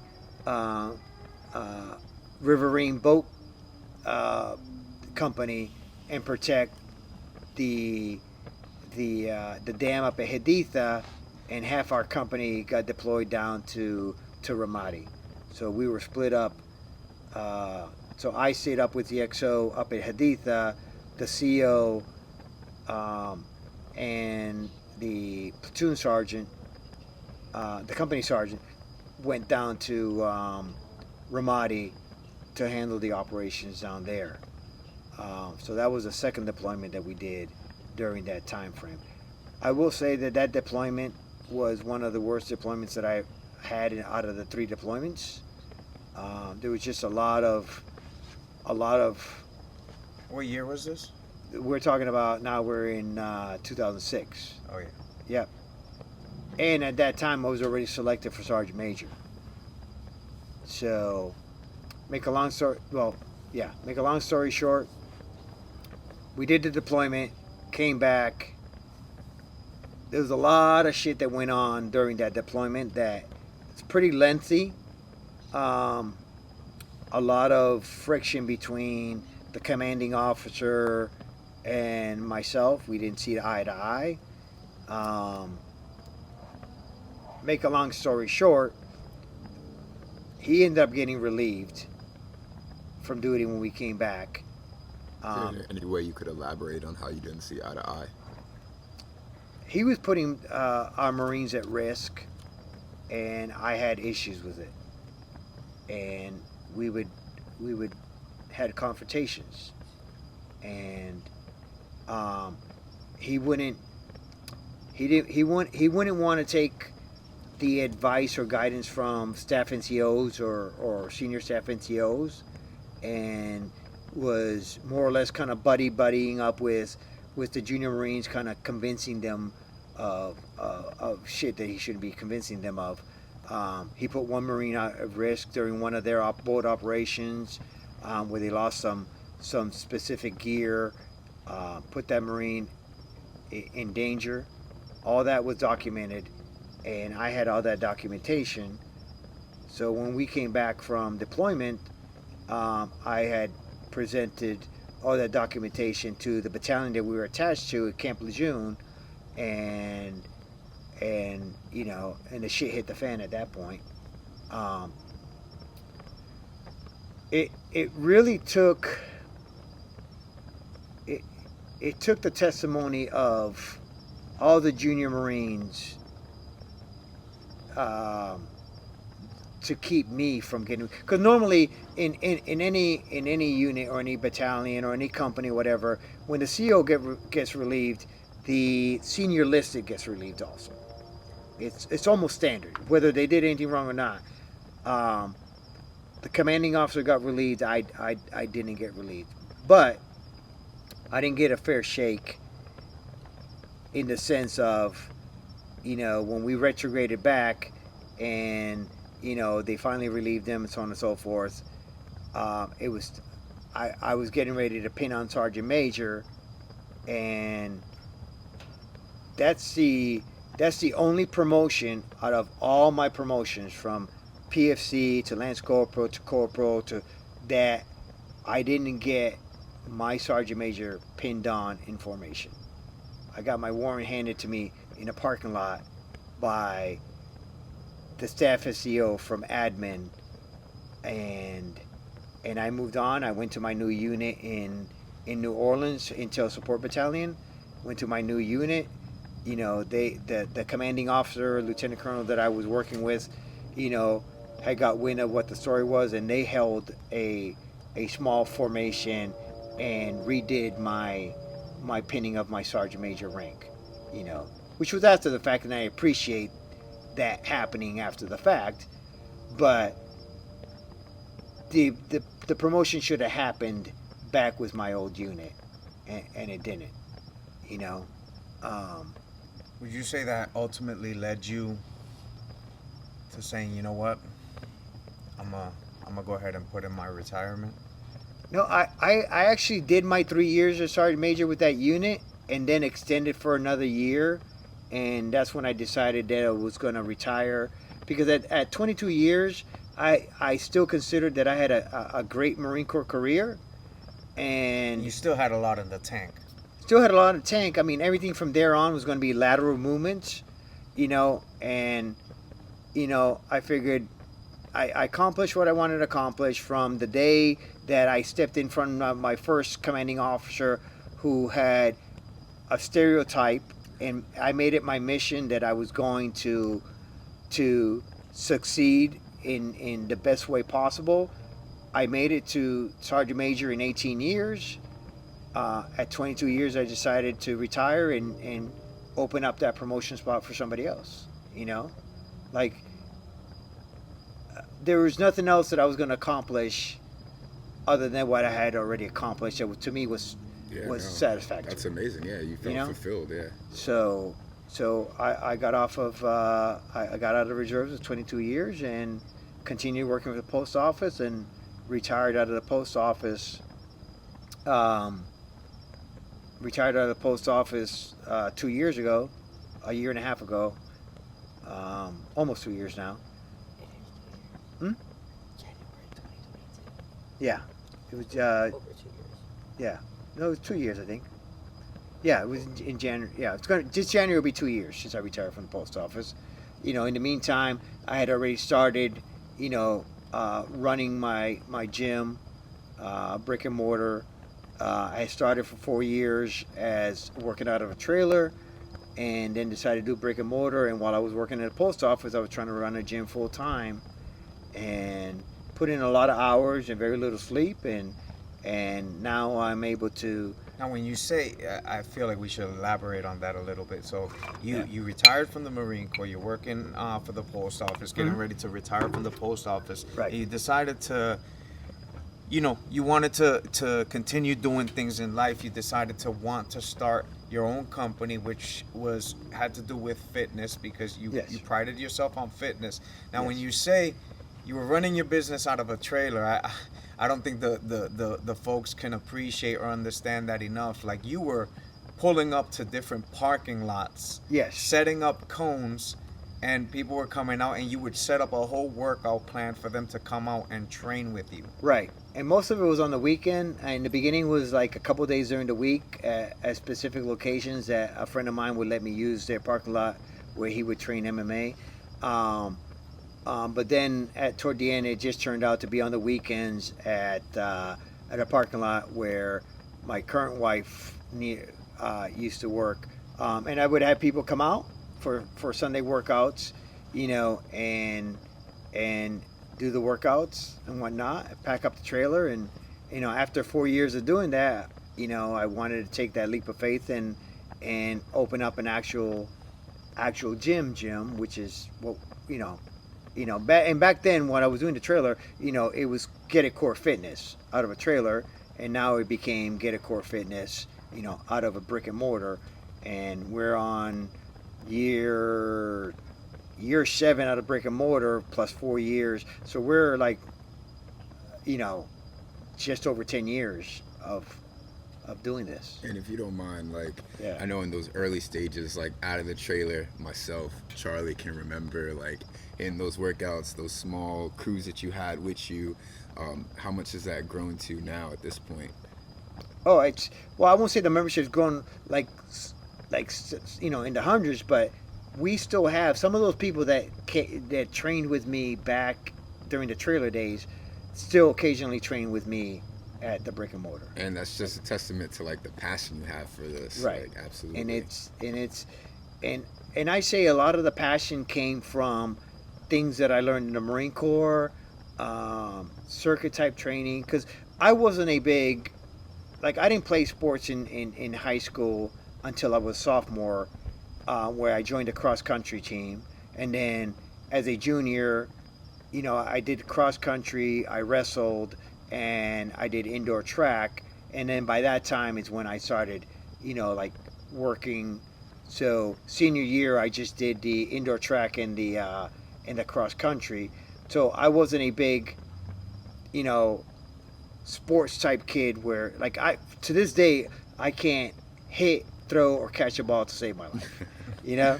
So, but I can run, and during the course of living in Florida, I got more involved in the obstacle course training, the Marine Corps. One of the things that the Marine Corps, helped me develop was that no quit attitude, and anything that I try to do or whatnot, I want to succeed and not quit in everything I do. Doesn't mean that I'm going to be successful, 100% successful, or win every time, but the attempt or the desire to be good at what you want to do means a lot more, because you're putting in all the effort. Doesn't mean the outcome is going to be exactly what you wanted it to be, but that you put the effort into it that you wanted it to be, And to this day, I did my first mud run back in '95 in California. When I moved to Florida, they didn't have them here, but in 2010, that's when, I got involved in the mud run / OCR, obstacle course racing, and I haven't stopped since, And during that course of time, we've transitioned into the hybrid fitness, which is, the latest thing that we discussed a little bit earlier, where hybrid fitness is, specific exercises or, specific workouts. Some involve running, some don't, Also, functional fitness. functional fitness for time, So, and that's what we do a lot, with Gett-itt and High Rocks and obstacle course racing. And our members are passionate about what they do. And you've been to, I know that for a fact. you've done the workouts. As someone who ran a gym and speaking to the people that are a part of your facility, they Yeah. absolutely love, Yeah. they breathe that And your place. folks have come out to do some of my, the events that we've put on and stuff like that. So, what the passion's there, and Yeah. you know how dedicated our folks are, and whatnot. So, I look when I think about the grand majority of military folks, especially when they get out of the military in whatever way, whether that be a retirement or they ended up getting out early out of the military, a lot of them struggle with that transition. You've obviously managed to not only retire, but you said, you know what, I'm not done. And over here we pride ourselves in our saying, which is FITFO, which means to figure it the fuck out. Yeah. And when I look at everything you've done, especially looking back at when, as you said, you started with a trailer, going from different parking lots, showing up in different parks and doing this, what would you say FITFO means to you?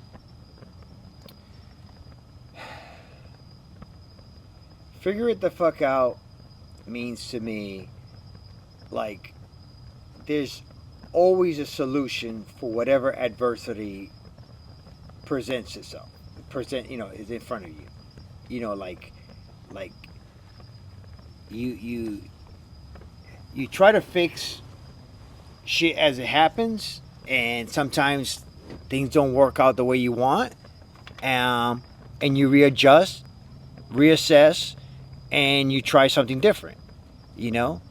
Like, my main goal in life right now, based on all the things that has happened and things that are currently happening right now, because my life is not rosy toesy or anything like that when it comes to, I've made my bad choices in life, and nobody's perfect, but the key thing that I want to do in my life is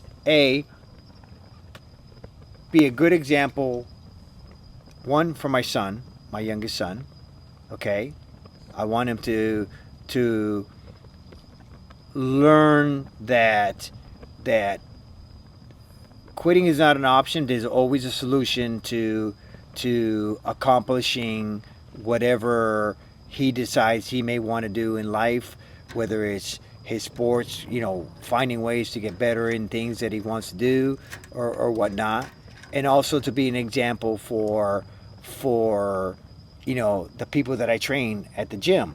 Like, I've always been a believer that you can't be a gym owner and sit in the back and just fucking punch buttons on the keyboard and fucking put workout on the board. Like, you've got to be the face. You got to be the example of what you're trying to foster, within your members, and that's why I do what I love competing. But I love competing for myself, and I love competing because I like being that example for other people, whether it's my son or family members or my members, at the gym. And that's why we have such a great competitive group of people at the gym that push themselves beyond the limits that they think they're capable of, because I feel like me being the example helps their thought process when it comes to that. There's all kinds of people that you meet when you're a gym member, or when you're in the military, of all different categories or stuff like that. I've been the type of person that I don't judge people by first impressions. Like, I've known people in my life that that are brash or that like the average person would say, oh, that that person is he's an ass or he's a dick. Like I go beyond that. Like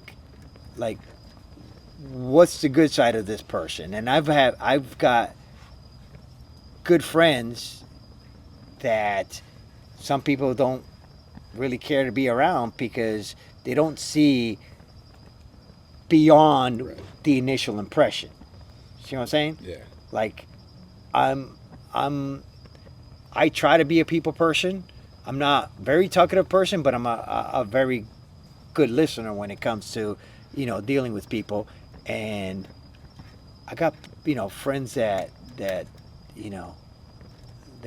most people don't want to be friends with because I search for the goodness in everybody. And yeah, there's people that person just plain out dick or plain, asshole and whatnot, and I don't have to associate with that person, Yeah.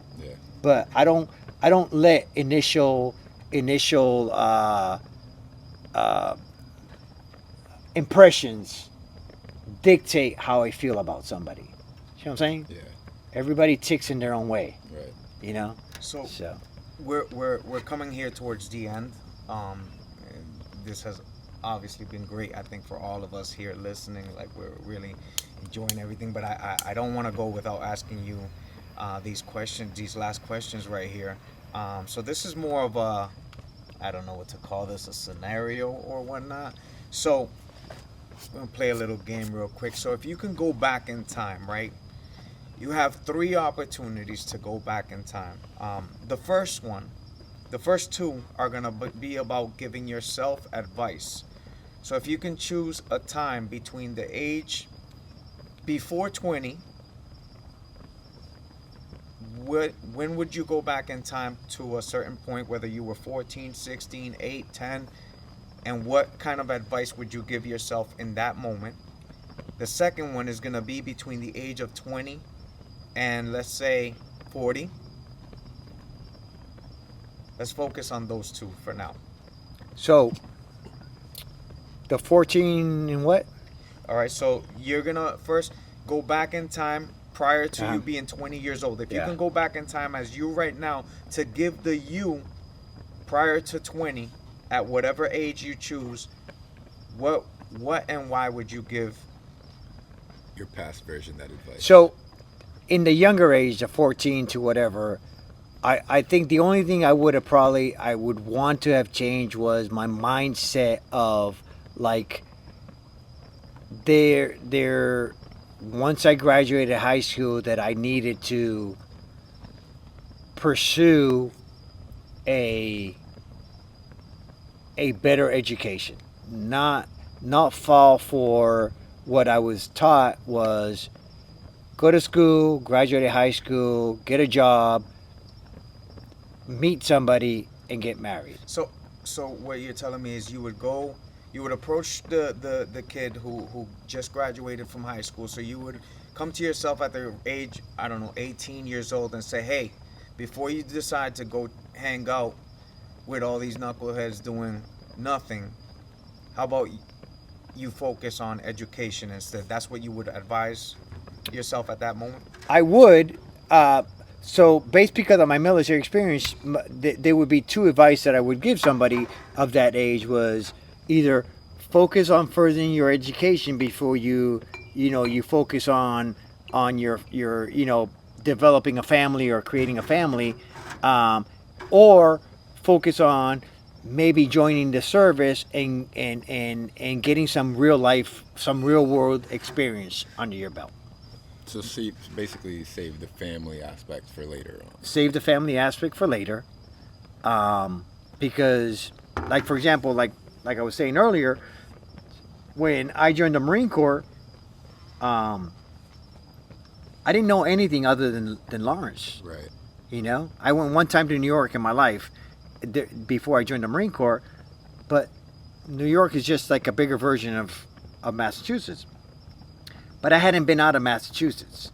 Like, I think young adults, like, if they're not going to go to college, then they should join the military whether it's the Navy, Coast Guard, whatever branch, so they can get some real life world experience.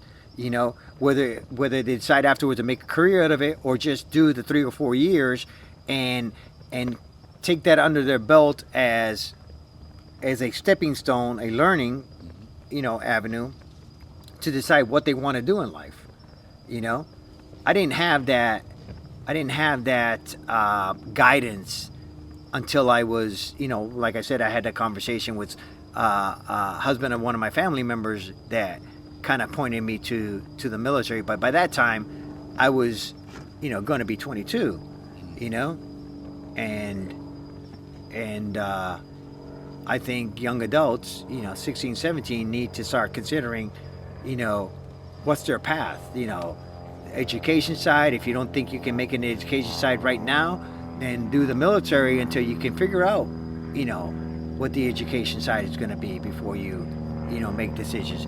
Now, I don't regret any of the bad choices I made in my life, and I say that because I think if you take bad choices in your life and you make something positive out of it after the fact, then that was a big learning experience. It shaped you. Right. It's the people that make bad choices in life and regret them, but do nothing about making the change to make it better. And I hate to say it, and I'm going to say it on this video, but we have a lot of family members that have made bad choices in their life, and to this day they're still in that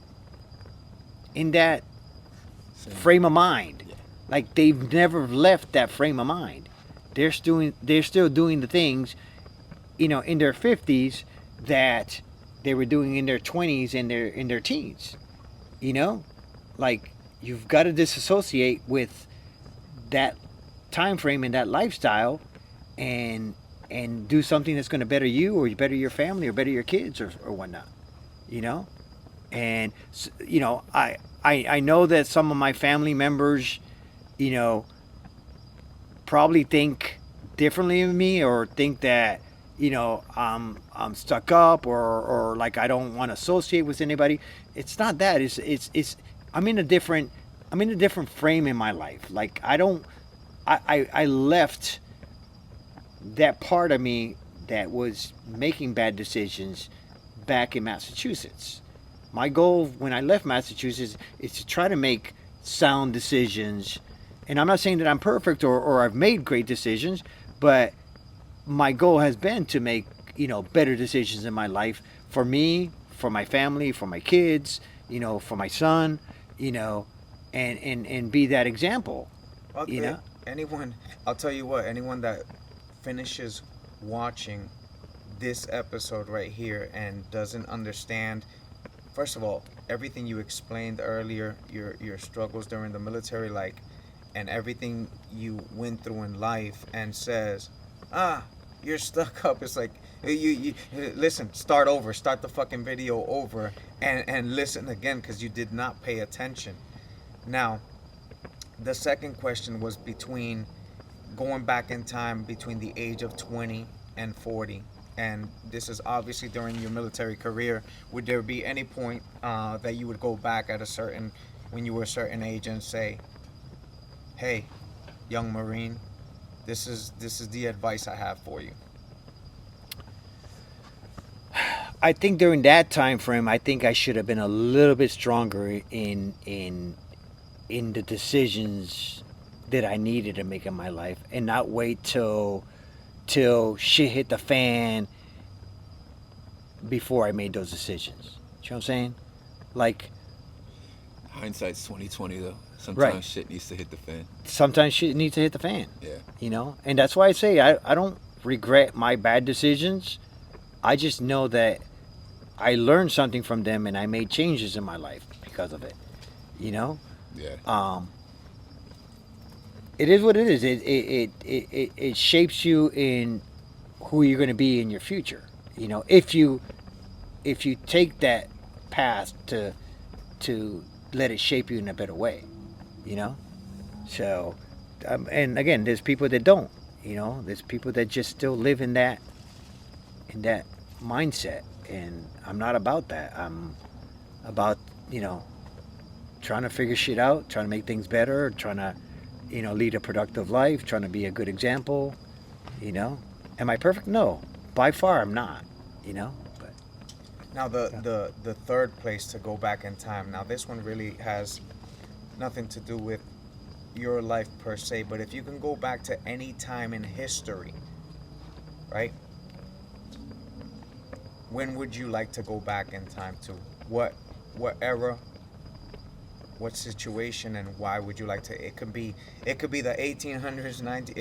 It could be whenever. if I wanted to go back in history, I can give you an example. My son and I had this conversation, yeah. and I think we both agreed that if there was a time we can go back, to be able to go back in time, we would want to be a part of World War II. We would want to be there with the men out there, Battle of the Bulge, and be out there with the men. That's where we would want to go back to in time.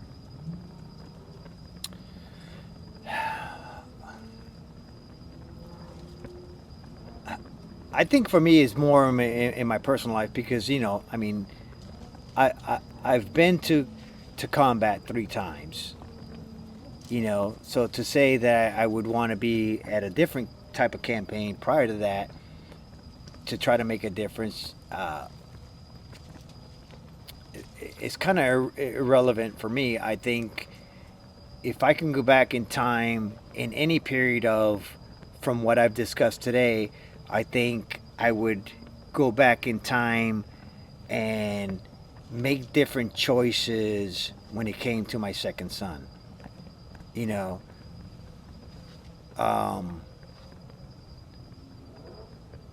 I'll leave it at that. I would have made better choices and better decisions when it came to him because when I had custody of my kids from my first wife, my second son was in Massachusetts with his with his parents, with his mom and whatnot, and that's a whole story within it that I made bad choices in not being 100% there. I was trying to be there as much as I could, but I probably could have made better choices to be there more than I did. Him and I have a great relationship. And I just saw him when I went up to Massachusetts for my class reunion here a couple weeks ago. We spent a whole afternoon. I stayed at his house, and we sat and had great conversations and had a couple drinks and whatnot and whatnot. So we have a great relationship, but I think I could have done better as a father. I think I could have done better when he was younger.